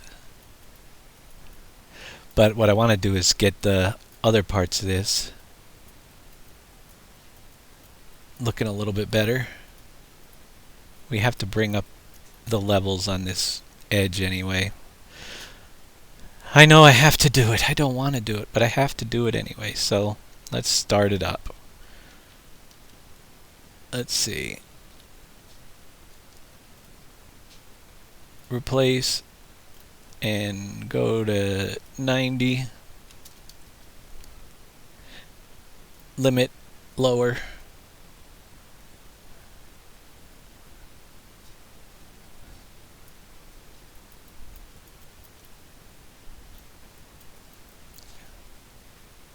This is not going to be a fun, the cities, because of all the different levels that we got to blend together. But it's a necessary evil that I've been avoiding. I'm just going to go back far enough to make it look good around here for now.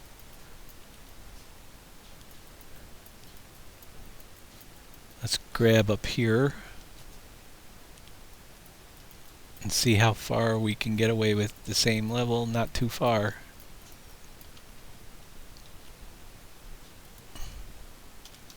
Whoops, 92.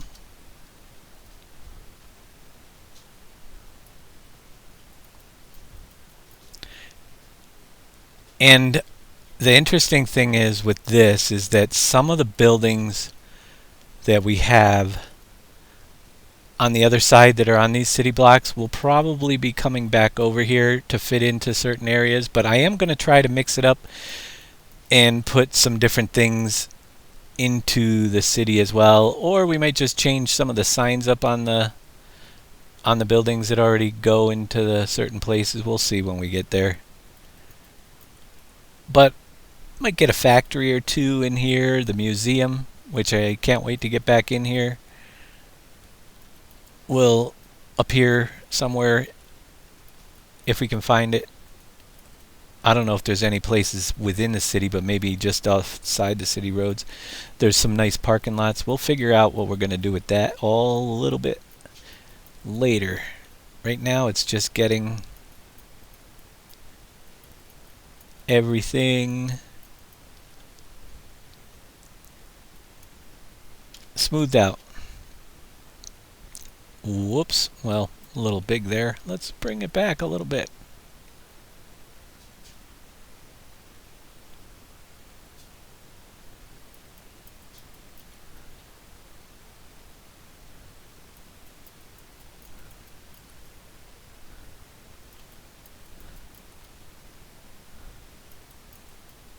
A lot of different levels underneath this stuff. You can see even here it's starting to cross over the road on that side, but it's definitely not over here.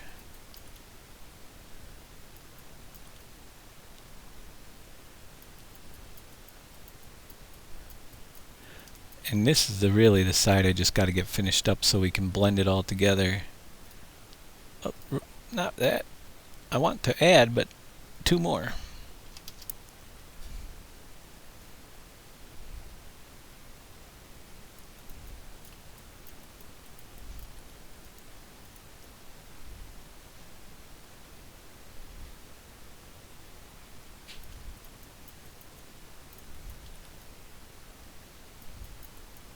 You see it's a little bit high right there because the grass is coming through. We'll just bring it back a little bit.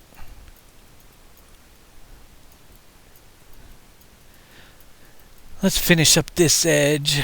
We'll get that smooth tool or the add, but reduce those three.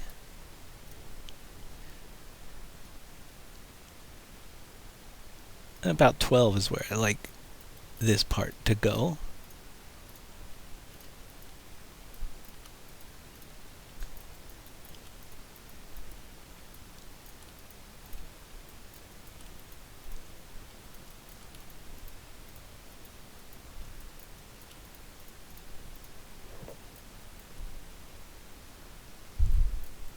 His comment was meant to be a question, not a statement.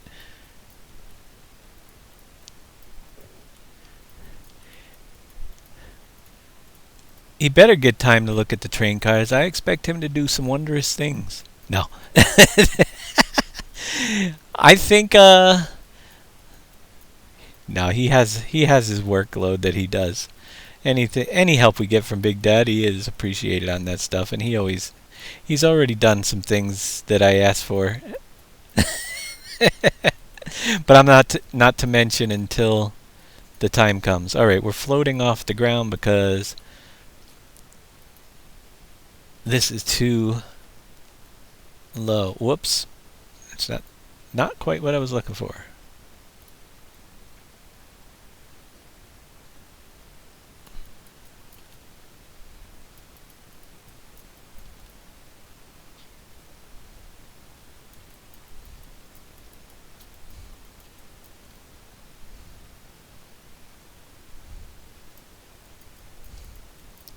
Let's get these back up and work this little section out.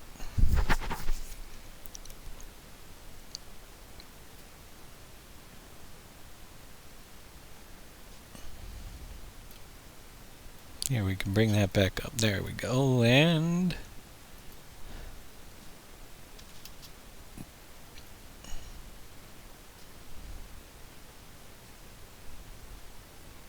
fill it in.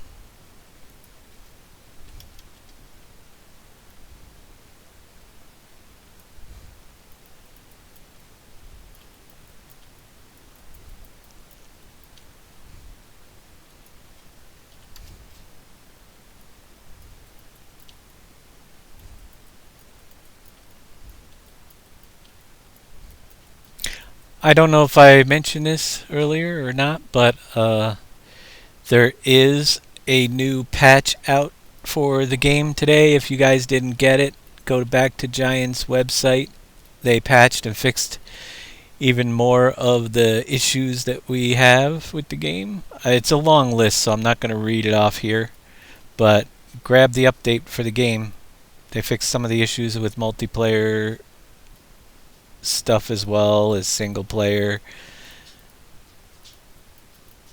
And if somebody has questions about an issue, I might be able to tell them if it's been fixed. But other than that, a lot of things. I can't even think of them all because there's so many.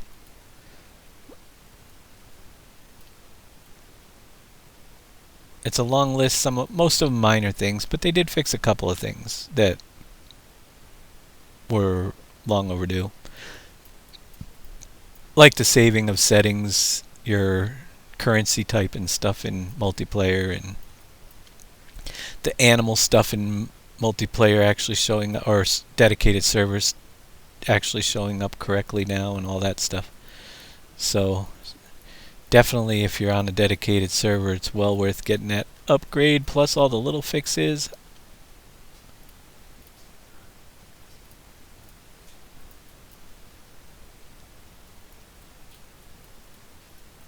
He does like doing the trains.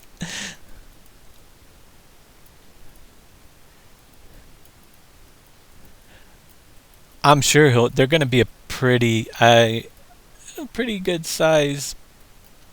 As you could see, we're going to use them in this map. We're going to make them usable, and so that you want to use them to cover these large distances. And the more different ideas we have that we can get to work, the better. Especially with train cart types. You know, adding some different types in that, so you can haul different things. I'd like to see a water trailer. I don't think you can haul water on the train, but I did notice there's already water silos on the train tracks that are in the existing part of the map, so maybe you can. Can you haul water on the train? Anybody test that? Is there a way? I have no idea why you would pull up underneath a water silo with a trigger with the train if it wasn't either planned or it can already be done.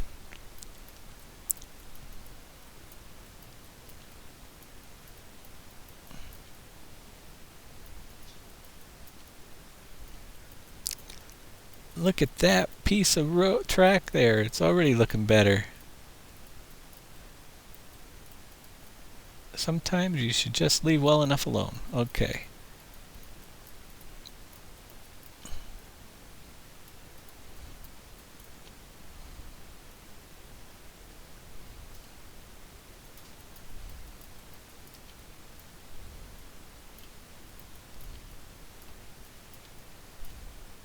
You know what? I'm not using the... That is why... Let me back up a little bit there. Make it look ugly again. And get these down so it's much more gradual when you're working in these areas. It tends to be a lot better looking if I can do it a lot slower and control it rather than have it just take huge chunks out.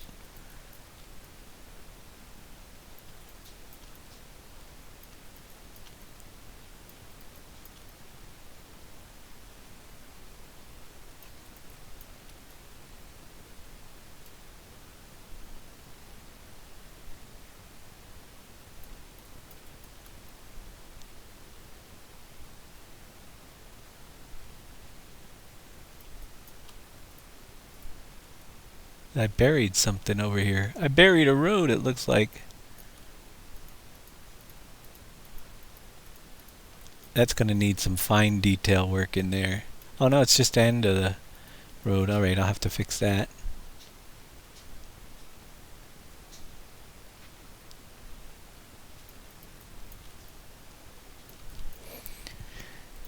Not looking forward to doing the whole city, that's for sure, because the way it's placed, but it's going to take a lot of extra time. But it's going to make it that much cooler when it's done.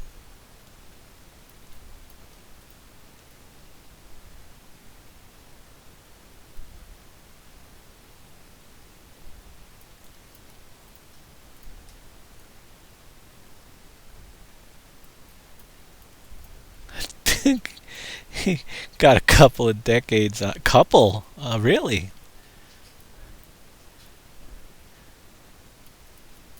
What did he say? He was 38? So you're in the 50s? Alright. Somebody here older than me.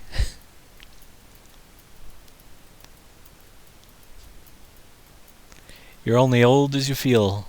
And I sometimes feel real old. I mean, just look at all the little details, like a sidewalk and stuff. It's just going to be a pain. But it will work. I've done it before. I can do it again.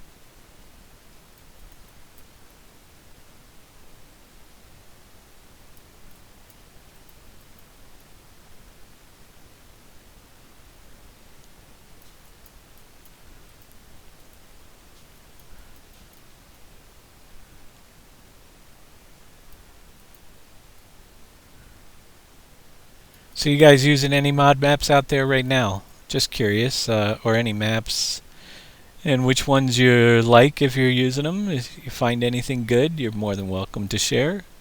I'd love to know if you see anything cool out there that you think. But I think it's still relatively early for all the really good stuff.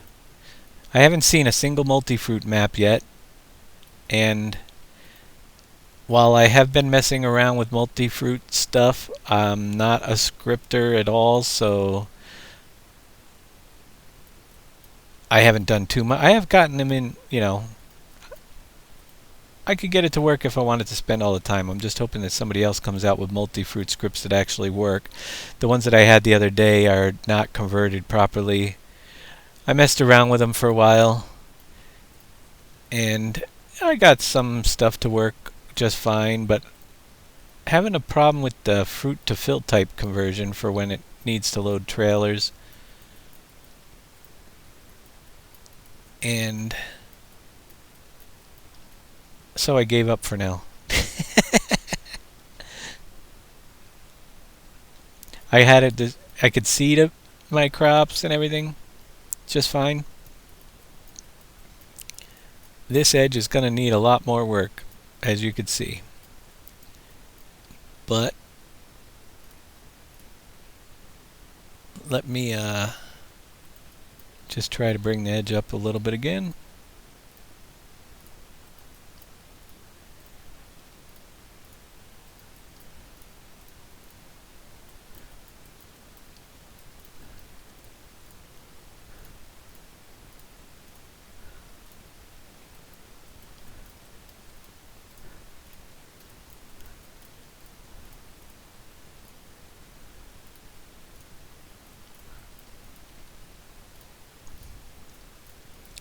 It's my rule of law around here with so much work to do on this map that I do what I know how to do, and what I don't know how to do, maybe somebody will do for me before I need to do it.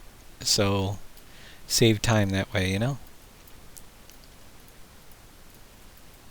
Let somebody else figure out the multi-fruit stuff completely, and I won't have to keep wasting although as much as I want to try some things, so I've been playing with it a little bit here and there when I'm bored. It'd be good if somebody else did it for me. What do we got there? Turned down for gaming. Thank you for the host. Really appreciate it. Welcome to his viewers as well with my map, the making of Pleasant Valley PV17. The first map of the year, scheduled to be released. I have no idea when it's done. A long time from now, because there's a lot to go, but you're gonna see me working on it on a regular basis here for the next couple months anyway. We're moving along as fast as we can.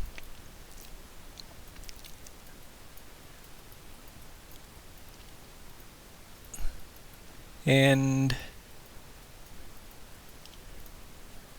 we have to do a little bit of road work. Let's get my circle a little bit smaller. I hate when that happens. And take away the replace limit so I can just make sure I can get the train through here, okay?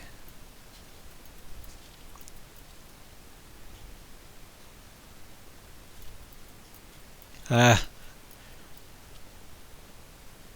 me back up. I just ate away half of what was underneath the track. I'm too low.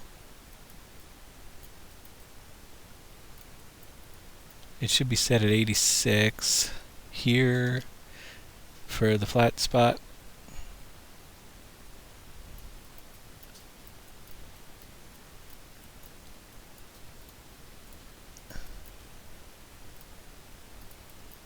And it's starting to raise up there, that's why. So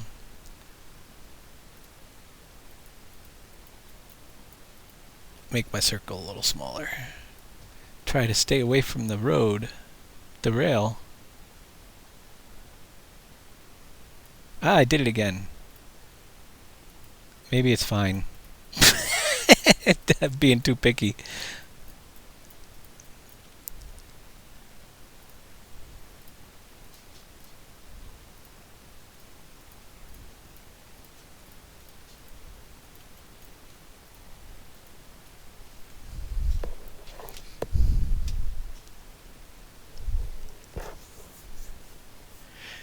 It takes 10,000 hours to make your first good map? I wouldn't say that many. 10,000? Let's see. How many hours are in a year? But I definitely put a couple, probably, I don't even want to keep track. A lot of hours.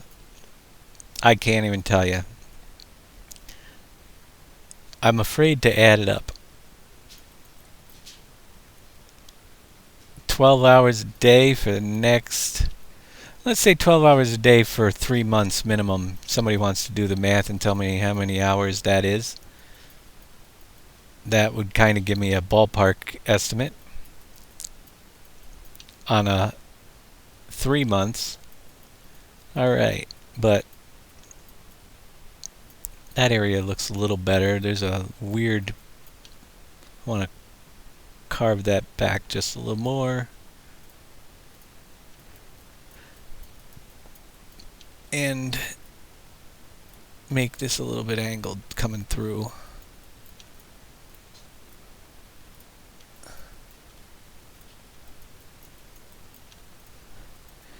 Let me see what it looks like if we paint it up. Add.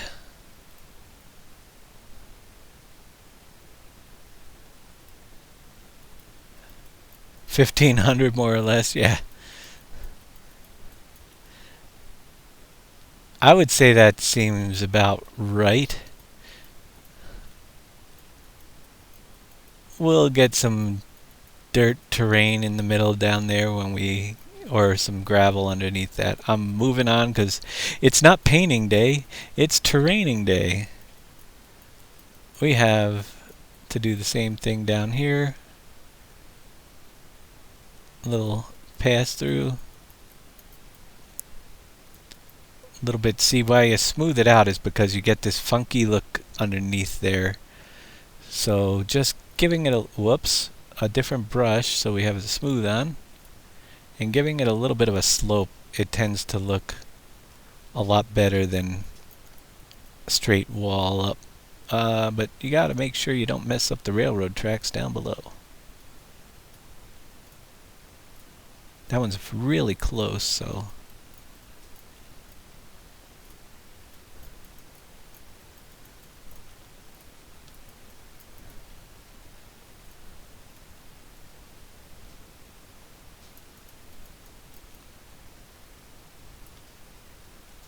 I didn't have the replace limit on, did I?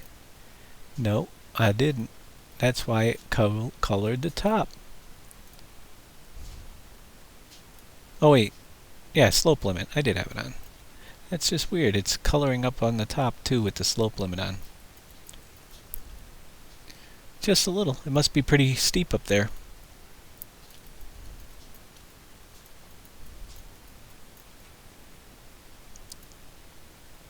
Add, please.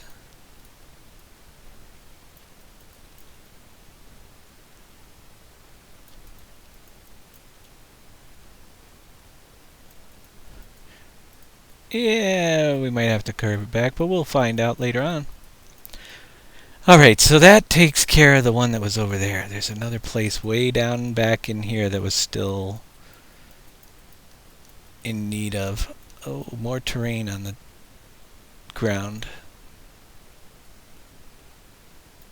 Get rid of that.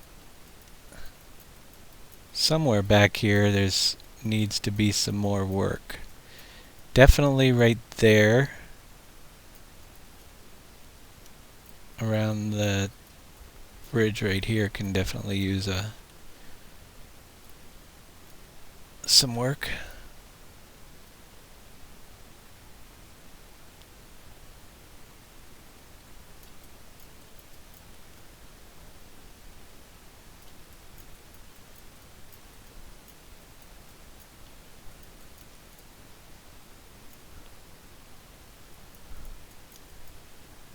LJ Stott, how you doing tonight?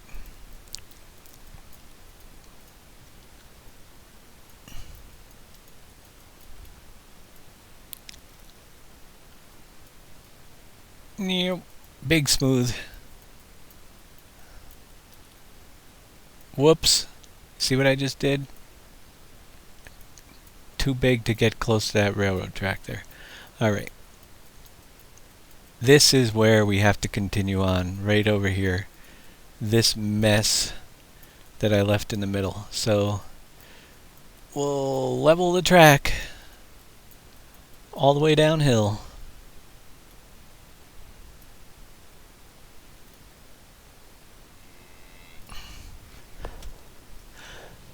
Lil Animal 12, thank you for the follow. And welcome to the stream. Back to where we are here. Height, grab the height. And then we'll make it a little bit bigger. We've got replace on. We'll go to 112. And fill this in. Oh, replace limit lower. See how I just cut off a bunch of that track there? It's okay. And Noisy Lamb 508941, thank you for the follow as well. So replace limit on lower. I won't mess up the higher level stuff. We'll just bring that out. And just keep working it. If you guys are watching for the first time, we'll give a little bit of lesson. I'm going to put another 2 on here and just drag it out until the terrain starts to cut through the track, which is what I do right there. And we can expand that layer out. 116, go up a couple more. And we'll keep on doing this until we have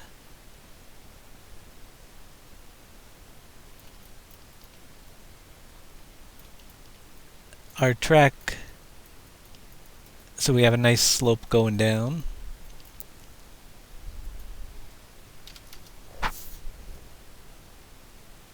And if you get a little carried away like I just did, don't worry about it. We got a pretty good overlap there, but you will soon see that it'll all blend together.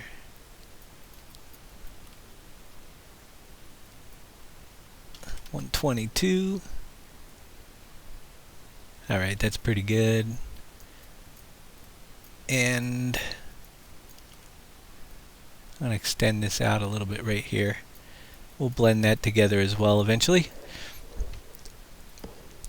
Set my 3 values to 0.3. Turn on the add brush and make it much smaller, down to about 12. That gives me enough room on both sides to expand it out and just bring up the terrain around the low parts of your track.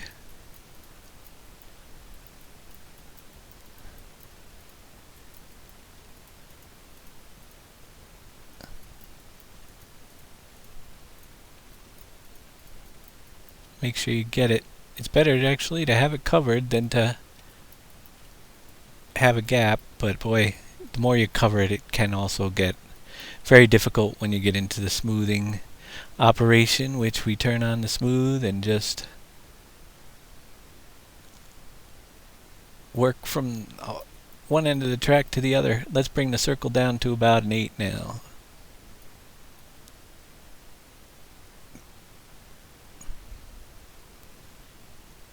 And like I said, if you have too much on the top, it will take a lot longer to smooth it out and show the track. But if you just click to subtract a little bit here and there when you can, like I am right now, right clicking, whoops, to get some to show, it'll help speed it up if it's covered too much.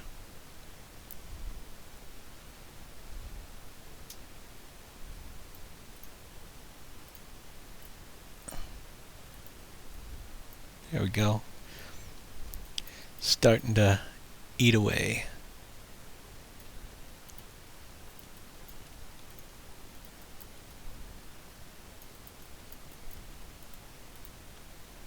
Oh, I didn't like how much I clicked there. Let's just try to smooth it down.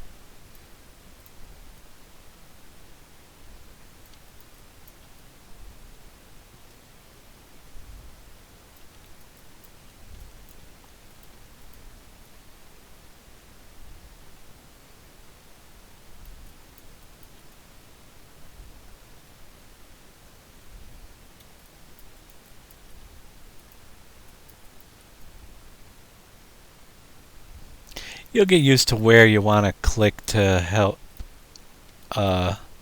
pull the terrain down every now and then just by taking a little bit away in certain areas. It takes a little while.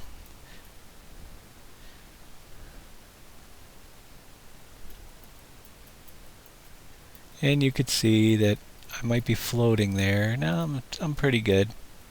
Is it floating? No, it looks alright. It might be. When we get in game, you can often see a lot of what you can't see in the editor, that's for sure. There we go, starting to get some action. It's most action I've had. Well,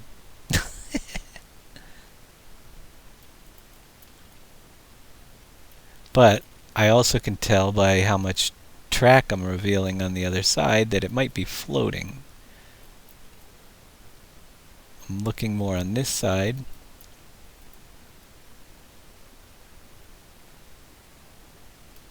Right up in here, see how much, is it floating yet?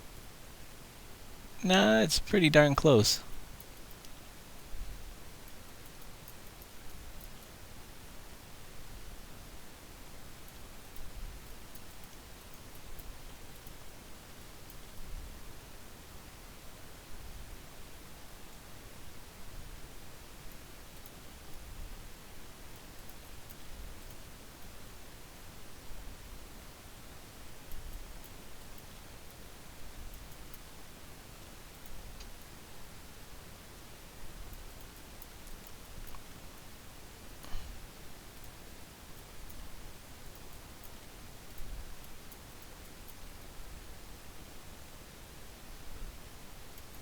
How are we looking?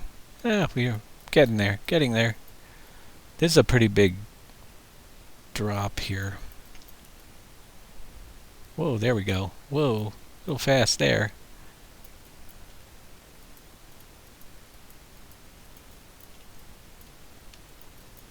That's where the thinner area that I covered. We were doing much more coverage up top, but as we get down here it was much thinner, so it's now going about where I like it. But you could also see, because it's going so fast, I'm kinda floating again. So we'll have to go back and fill in a couple gaps here and there. Let's just keep it going.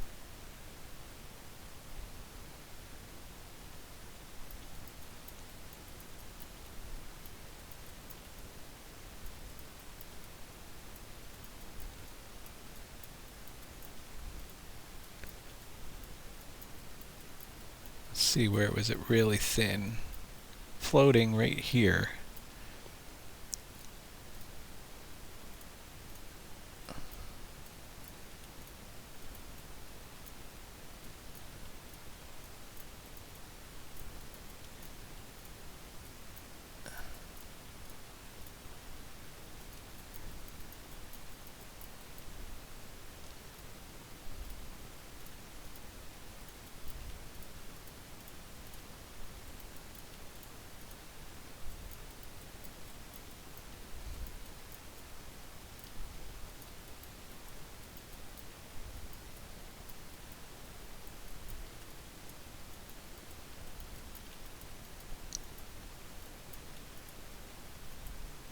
Now it does look like some areas might, you have the ties covered just a little bit more than others.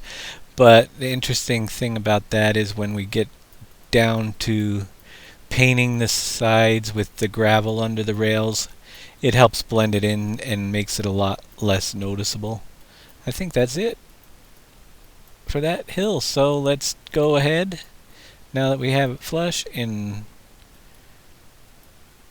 bring up our smooth tools, and we can make a bigger circle and just smooth everything else out around it carefully. Might want to use a smaller circle if you want to get closer, like that detail up there. I see a little bit of divot. Whoops, button stuck again. Little bit of roughness right here that we can take down with a smaller circle.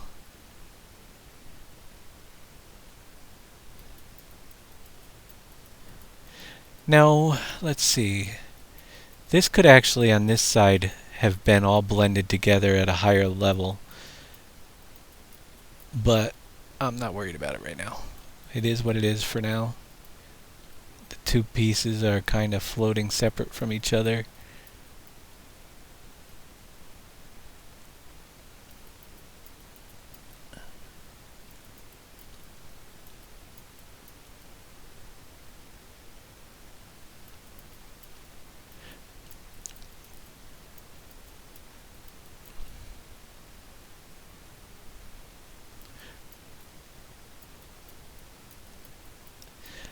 Another one done, almost.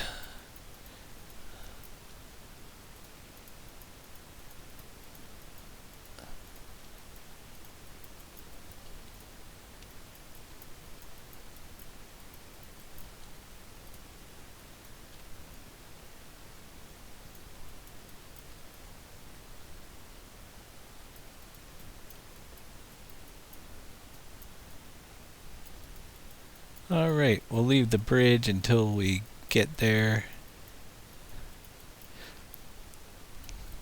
Let's see where we're at. A mess over here. But this looks like it just needed to be smoothed out and we didn't do it. But I think it was back here. Did we get all that road? Yeah, it's all looking good through there. That's where our ugly bridge is going to be when we build it. I'm going to take this and bring it out a little bit further though. It'll make it easier when it comes time to replace it. Or smooth the edge down, which I can do now.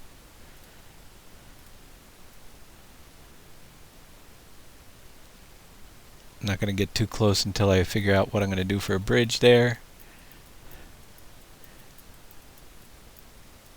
There's the one.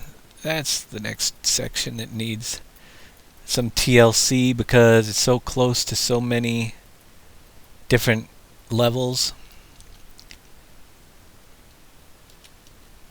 Start building it up.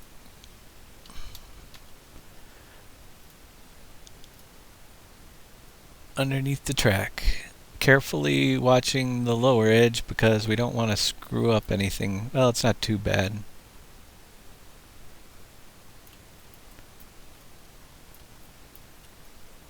We can bring it out there.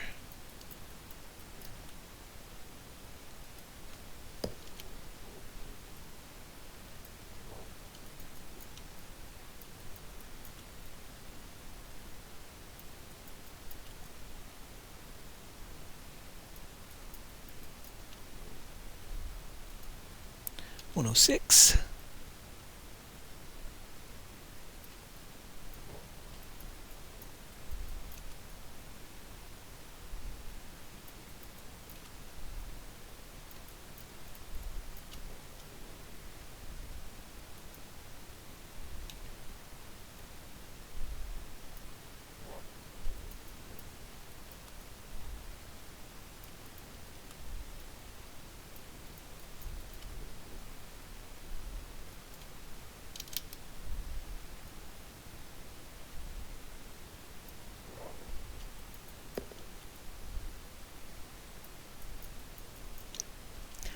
Unfortunately, that cliffside, we gotta see if I can give myself some more room to work with on this side of it when I'm done, or it's gonna be a pain. There's enough turn in the road to give me a little bit more room.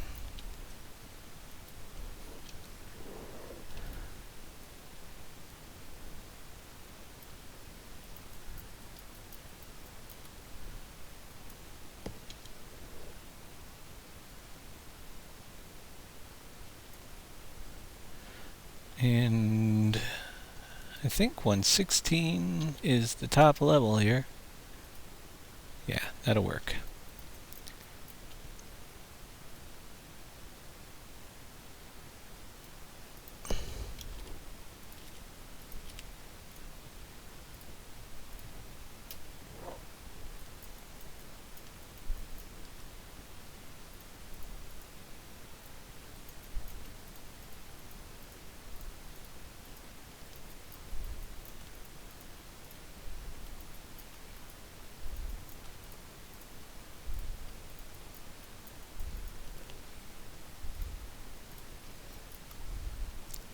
A little bit smaller.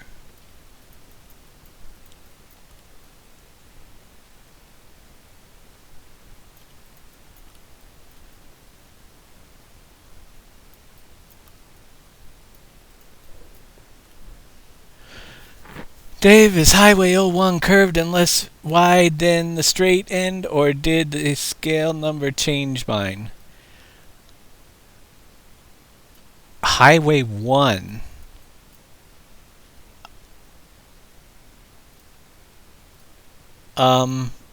I don't think it's the curved part is less wide. If you scaled yours, then it changed it. That's why I didn't scale any of the highways.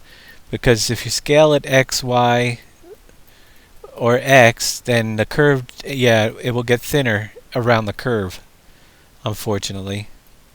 So you can't really scale your highways. That's why mine are all not scaled in one large piece, and I just butted them together to make them look good.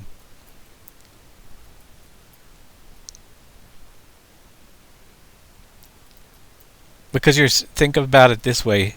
If you scale from actually along a line and you make it shorter, then the part around the turn just gets thinner.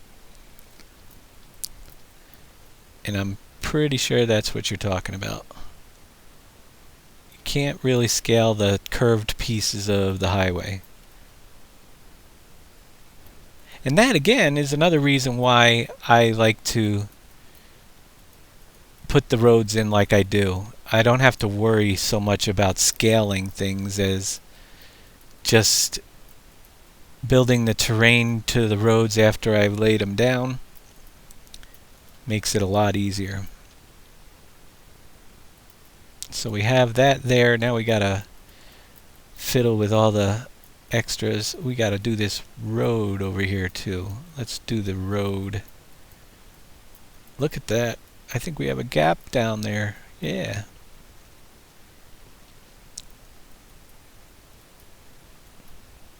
Somebody gonna fall in there and get themselves hurt. Replace tool, please. And if you're wondering why I use the change, it's been noted before, I don't have a middle mouse button. I'm just so used to doing it this way. For those of you that have middle mouse buttons, you could just use that. I use the subtract and the left and right mouse button only, pretty much, because I'm using a trackball. I couldn't imagine actually doing this with not having the trackball and having to keep moving my... I'd get arm cramp. I mean, I already get finger cramps sometimes. I'd get shoulder pain the amount I have to move around this map. Let's see. I think I can make that work the way it is.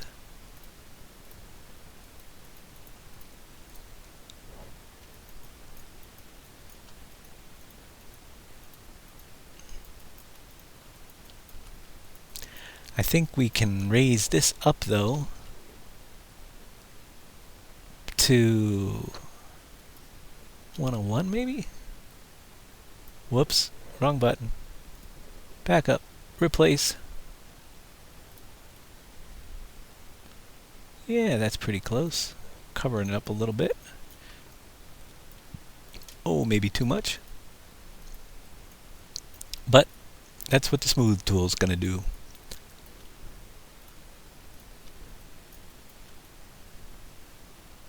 Let's get a little smaller.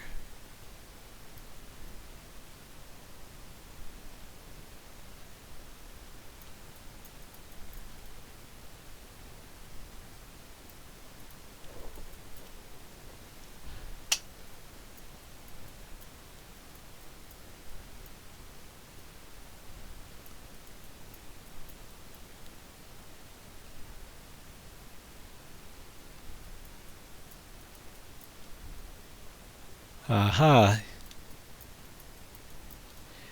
Yes.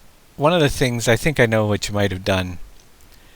You said it went when you moved it. They did add, and I've done that 1,000 times with this. They added on objects in this the arrows to scale stuff by and or the nodes to scale stuff right where. And if you grab it by accident, you scale it automatically. And sometimes if you do it very little, you might not even realize it. I know... Oh, I got a mouse button stuck there again. But thanks to ZRB... Oh, here we are again. Going crazy. I got the camera stuck on perspective view. Or framed rotate, that's what it was. Framed rotate, and I'm messing it all up. My buttons get stuck every now and then. But thanks to ZRB888, sometime this weekend I'll be ordering myself a new trackball. I go through roughly, believe it or not, And these are really good ones. Before I started map making, they would last me several years. But I would say one out about every 2 maps I do, I have to replace my mouse or trackball or whatever I decide to use, because I am just clicking away like crazy all the time. And yeah, the last one I did with time I replaced this was right before I started PV Rivers, or somewhere in the PV Rivers, near the beginning of it. I had to replace my trackball. So it's due.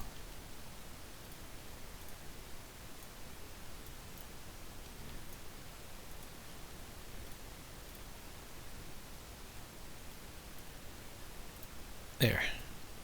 Alright, so that's there. Now let's get this all blended in. We're going to use a little bit smaller circle because of the closeness to everything through here.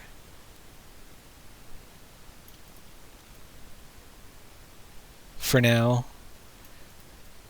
just to give us, it's going to be a pretty big drop off here, but I think we'll probably carve in some cool shelves and stuff, make it look pretty good later on. Right now it's in smoothed down phase of the map making.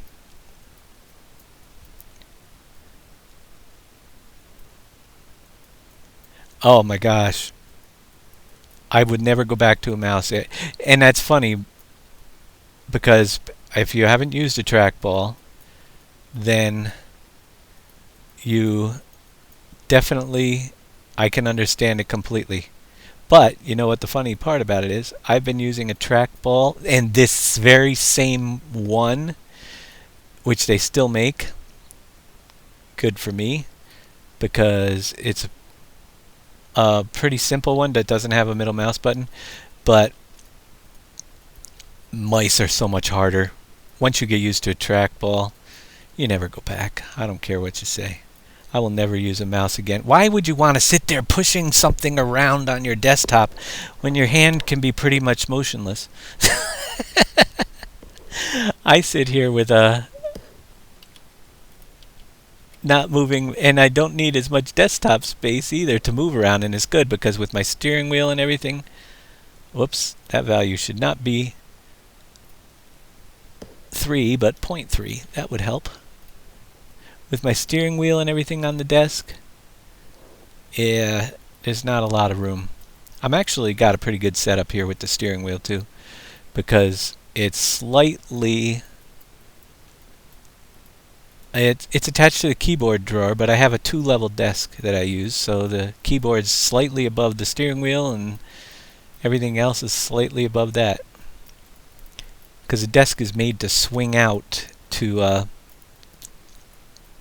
into an L-shaped desk if I wanted it to, but when it's put together, it gives you an extra level, so I literally have like a level for just the keyboard that's just above the steering wheel that's attached, and I can work on this with the steering wheel in place. I never take it off, even when I'm playing any game. The steering wheel is right in front of me, but I still have really good access to the keyboard.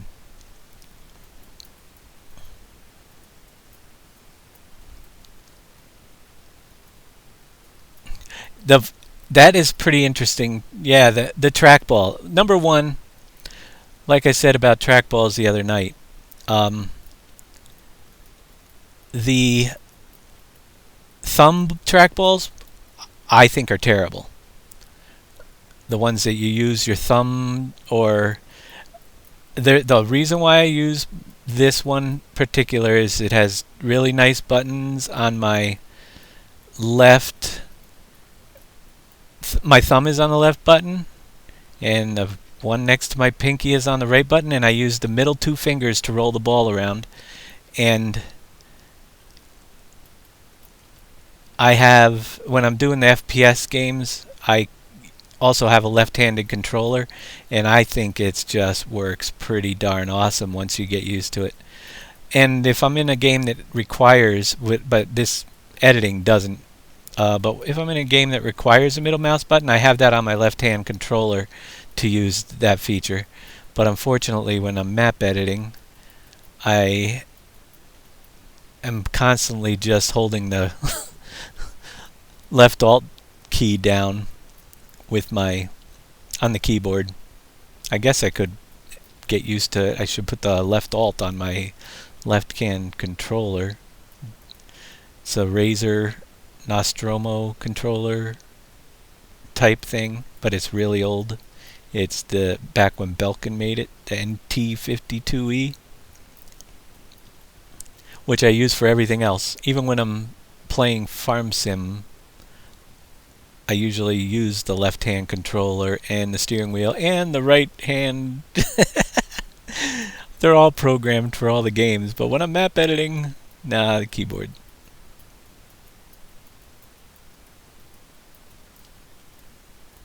We'll give it a little slope in through here just because we're going to put something new over there eventually anyway.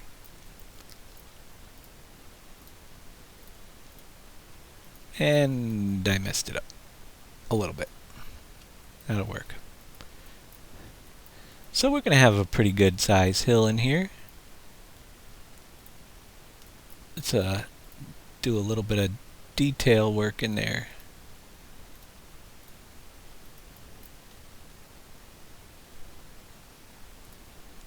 And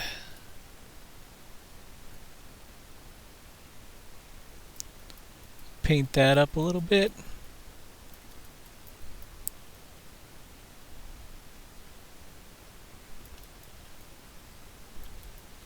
It's like a little bowl down in here.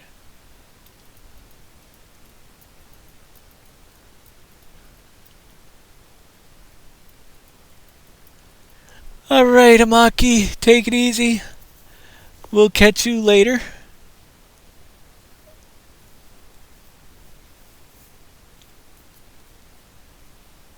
It changed the DPI on the eye on the fly, yeah.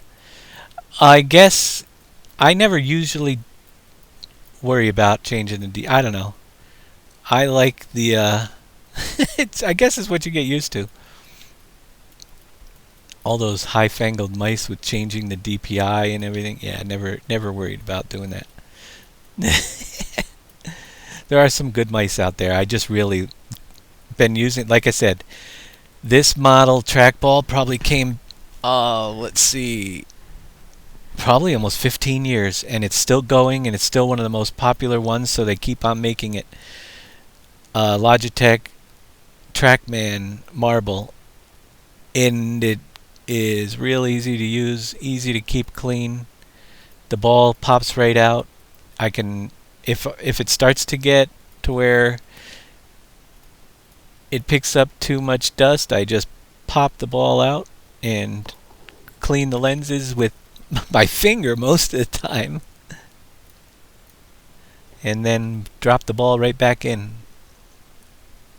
Of course, it did not do well back when I had a cat, because the cat knew how to get the ball out of the dang mouse, the trackball, and then he would knock it onto the floor and chase it around, but that's not an issue anymore. So don't ever let your cat, if you have an intelligent cat, see you take your trackball out, because he'll know what he could do with it.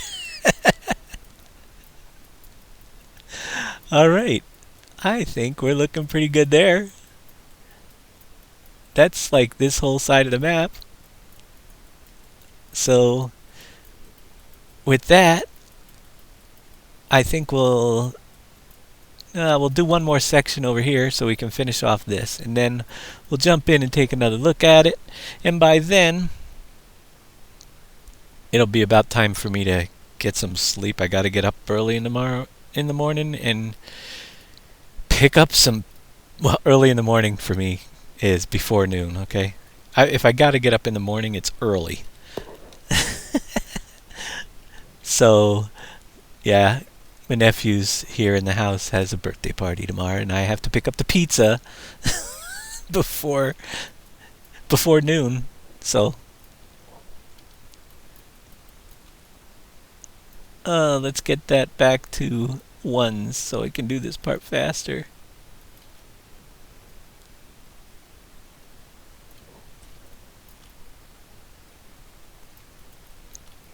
Not to mention, there's only so many hours in a day that you can do this stuff without needing to take a break, that's for sure.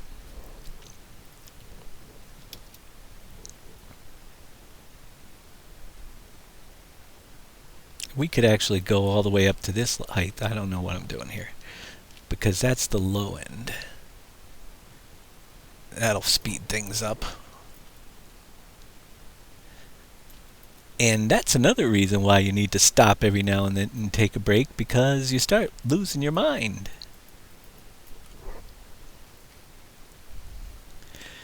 "6 a.m. My problem is, even when I log off here, I won't be sleeping for a little while, but I should be. So I'm figuring I'm gonna probably get out of the house tomorrow. I'll probably leave about 9:30 so I can get some more Pepsi to keep me up late at night and stuff at the store, so I can continue long hours on the map for the rest of the weekend.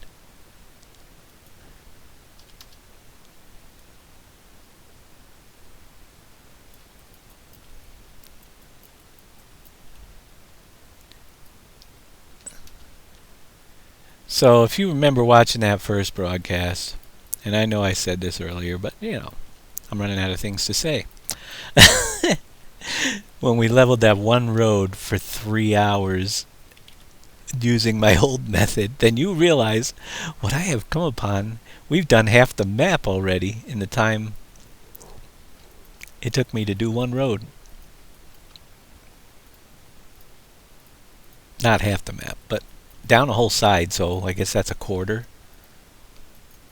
And we're working up on side 2 now.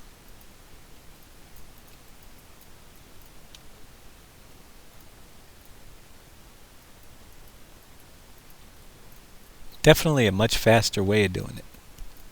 Here, let's start up top. I like to work from the top down sometimes.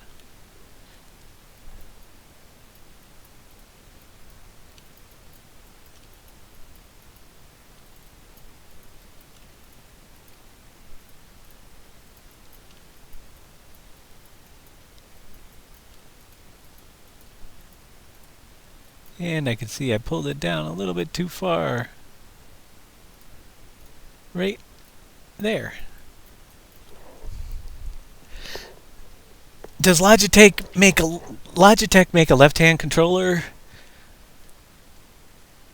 I don't know if they do. I know that, interestingly enough, one of the cool things, the thumb rollerball, you might have to do. My nephew's a lefty, so I know he uses a mouse with the wrong. He doesn't even buy a left-handed mouse. I go up to the computer upstairs and I find the mouse is always on the wrong side. But they probably do. You probably might even need a special order. I'm not sure, but the one I have is literally, it would be the same for the Logitech TrackMan marble with the button in the way it's set up. It would be exactly the same for a lefty or a righty. It's symmetrical, and you can, in the software, switch the buttons, so it would definitely work. And it's about $40, I think. I checked the other day. It was 30 to somewhere between 30 and 40, depending on where you get it. US dollars, that is. All right, let's smooth down this piece.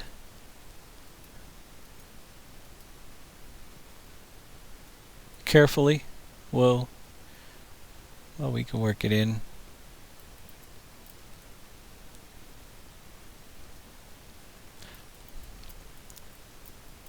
And then we can work this edge.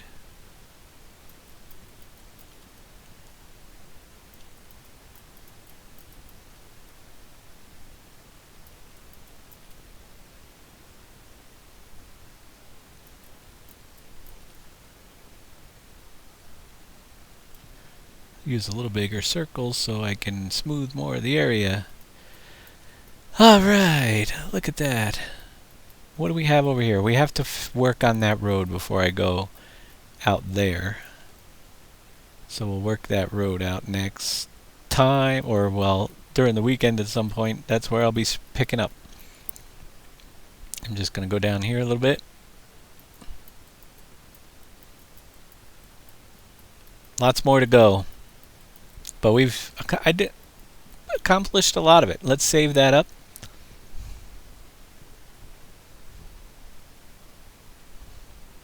And that's another thing. This one is corded. It's not cordless. If I used cordless devices, I'm here so much doing this stuff that even I had a cordless headset and I had a cordless mouse at one time, and I end up replacing batteries more than anything. And the headset, it was like half the time I had to keep it plugged in while it's on my head, and then eventually the cord started falling out, the cordless headset, because when you first get it, the life on the headset was about 8-hour battery life, but then it eventually starts dwindling down, and then before you know it, I'm on there for 4 hours, and I have to plug it in while it's on my head, and it was a pain in the butt. I don't know why I just did that, because I'm saving.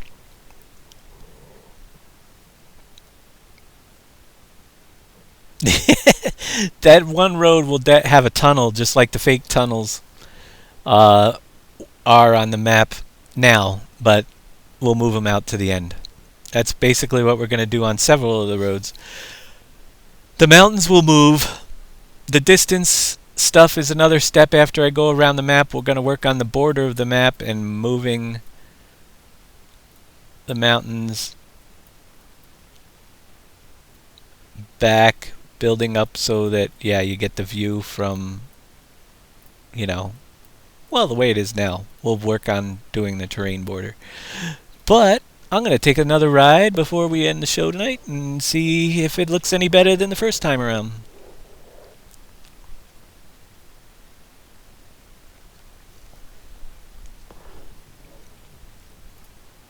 Take a ride on the Reading Railroad. Actually, yeah, maybe we will do a little railroad because it was pretty crummy there in that one spot.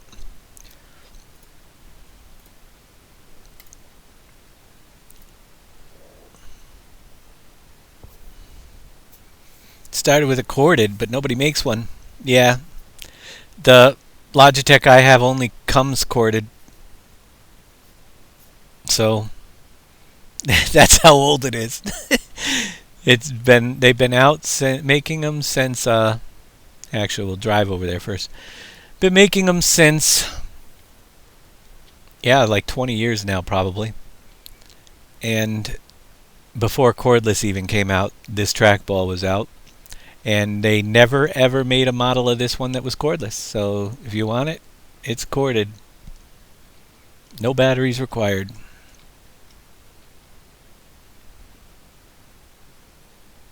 I don't know about you guys, but I buy certain equipment and like the trackball. I've tried, believe me, I've tried some really nice mice and other, but I always go back to the cheap trackball. It used to be like the last time I bought one of these, it was only like $20. They've doubled in price now. I remember when I was buying them for $8.99.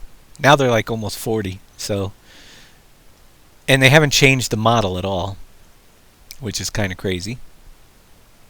Inflation.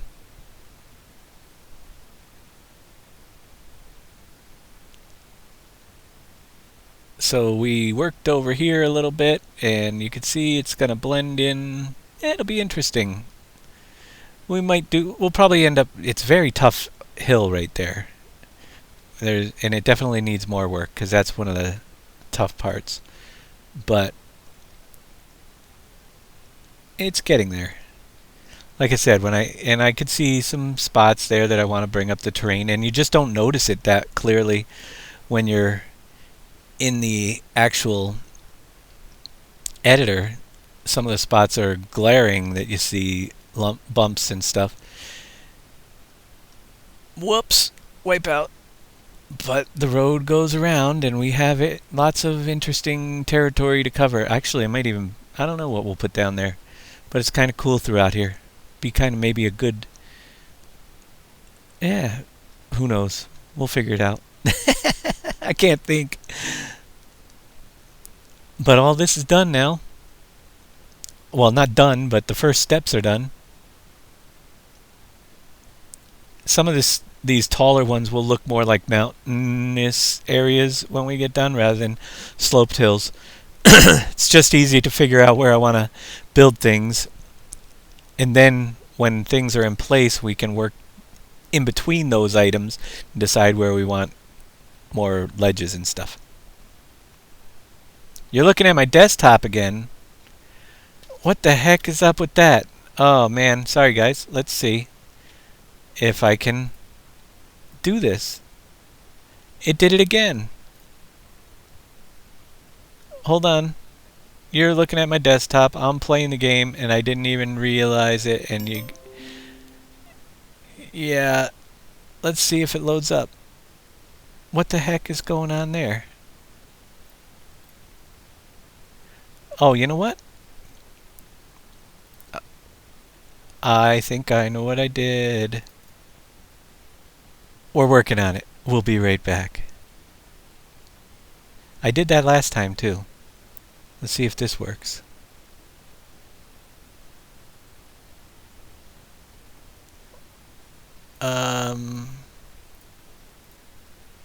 There. Actually, I don't know. I think it's a bug with OBS. All I do is turn the display capture off, pop it back on, and now I'm restarting the game again. So you didn't miss anything.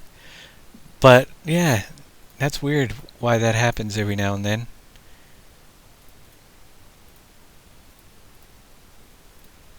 I am on display capture,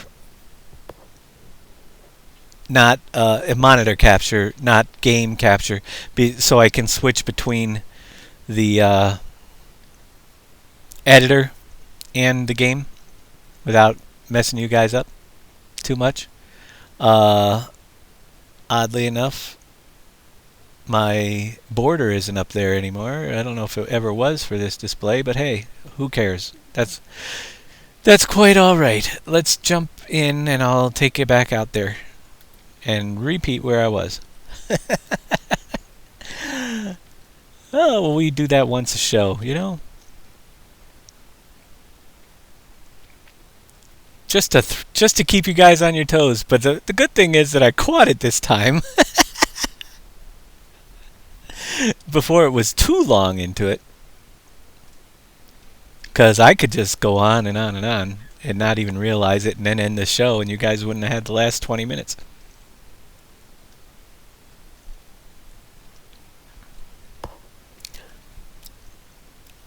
All right. Yeah, so look at look at all the street lights that they put on the road through here and the street signs and the bushes down.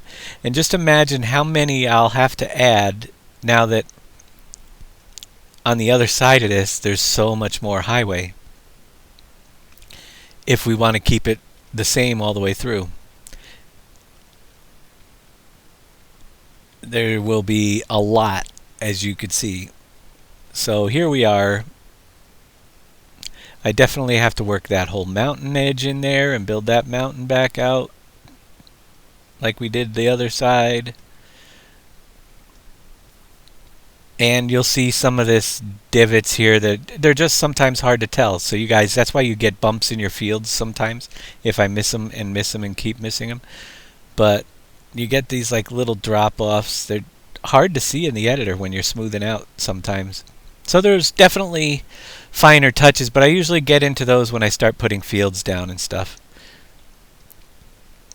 Fixing all the little pieces.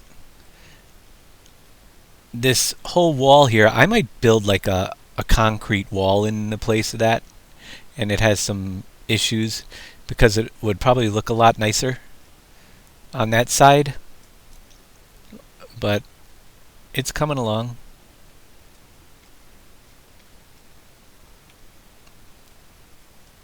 And then we got to put that one bridge in here, which is not there yet. But don't go off the edge of the world. We'll crash the game.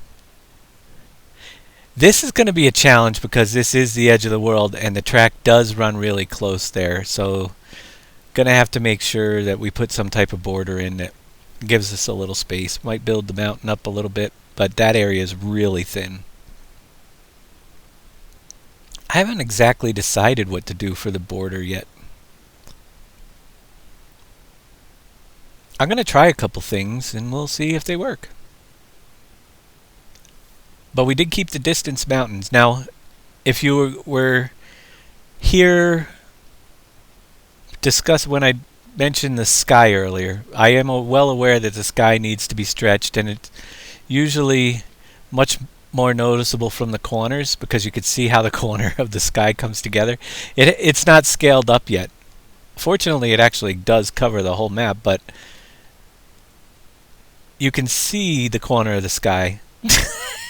Right there is a perfect example of the corner of the sky when you're up against it. So we definitely need to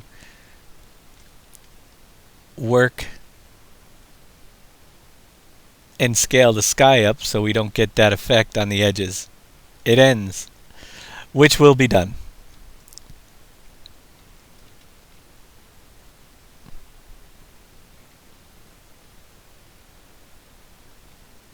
And I could see, now when I'm in here, I could see that I left a little bump right over here in my smoothing process. That, yeah, it's those things like that that, they'll be there. We'll try to remember that next time.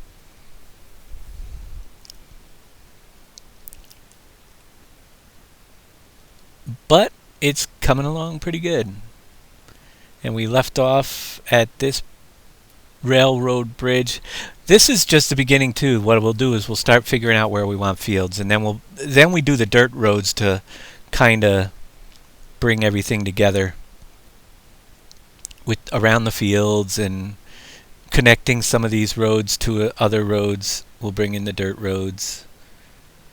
So I'm kind of liking the way it's coming out. It's looking pretty good. You can drive or sail off the edge, yep.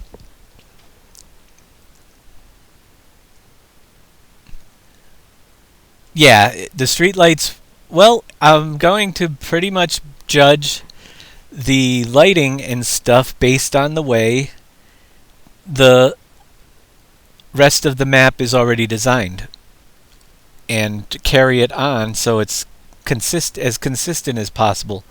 And several of the roads do have less lights, but there in some places there are different types of lights depending on, like around factories we might have more industrial type light.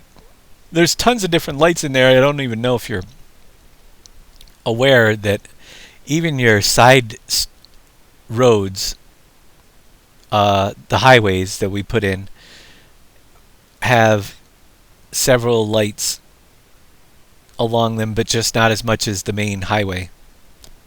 So I wanted to make it look and feel like it's all part of the same, and consistent throughout. But yeah, we won't have a lot of lighting in real country or forestry areas, obviously.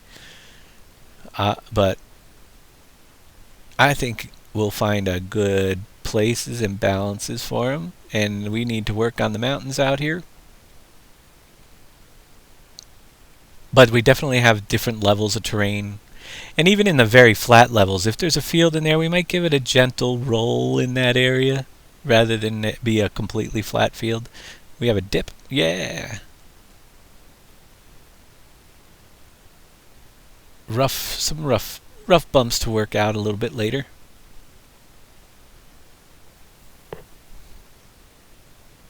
Yep. We're working our way around the map. Let's check out just down. I want to see what the edge of the city looks like over here, because this was the one section that we had to redo as well. So I only really did this edge, and it's very tough to do this edge. You can see it's a little bit We can put dirt roads off of it as well, but yeah, that's going to be a tough. I didn't really get too involved with that because I know it's going to be time consuming. But you can go up over the bridge, and the railroad goes right underneath, and it's smoothed out now. Woohoo!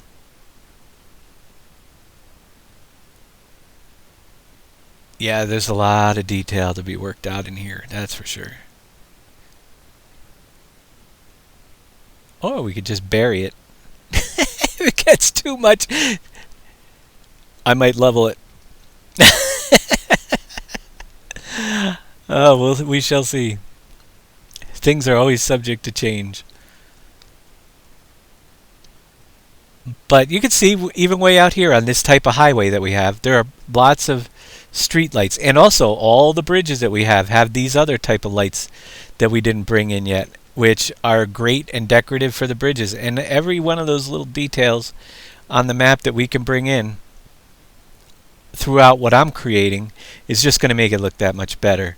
Several lights in the trees, but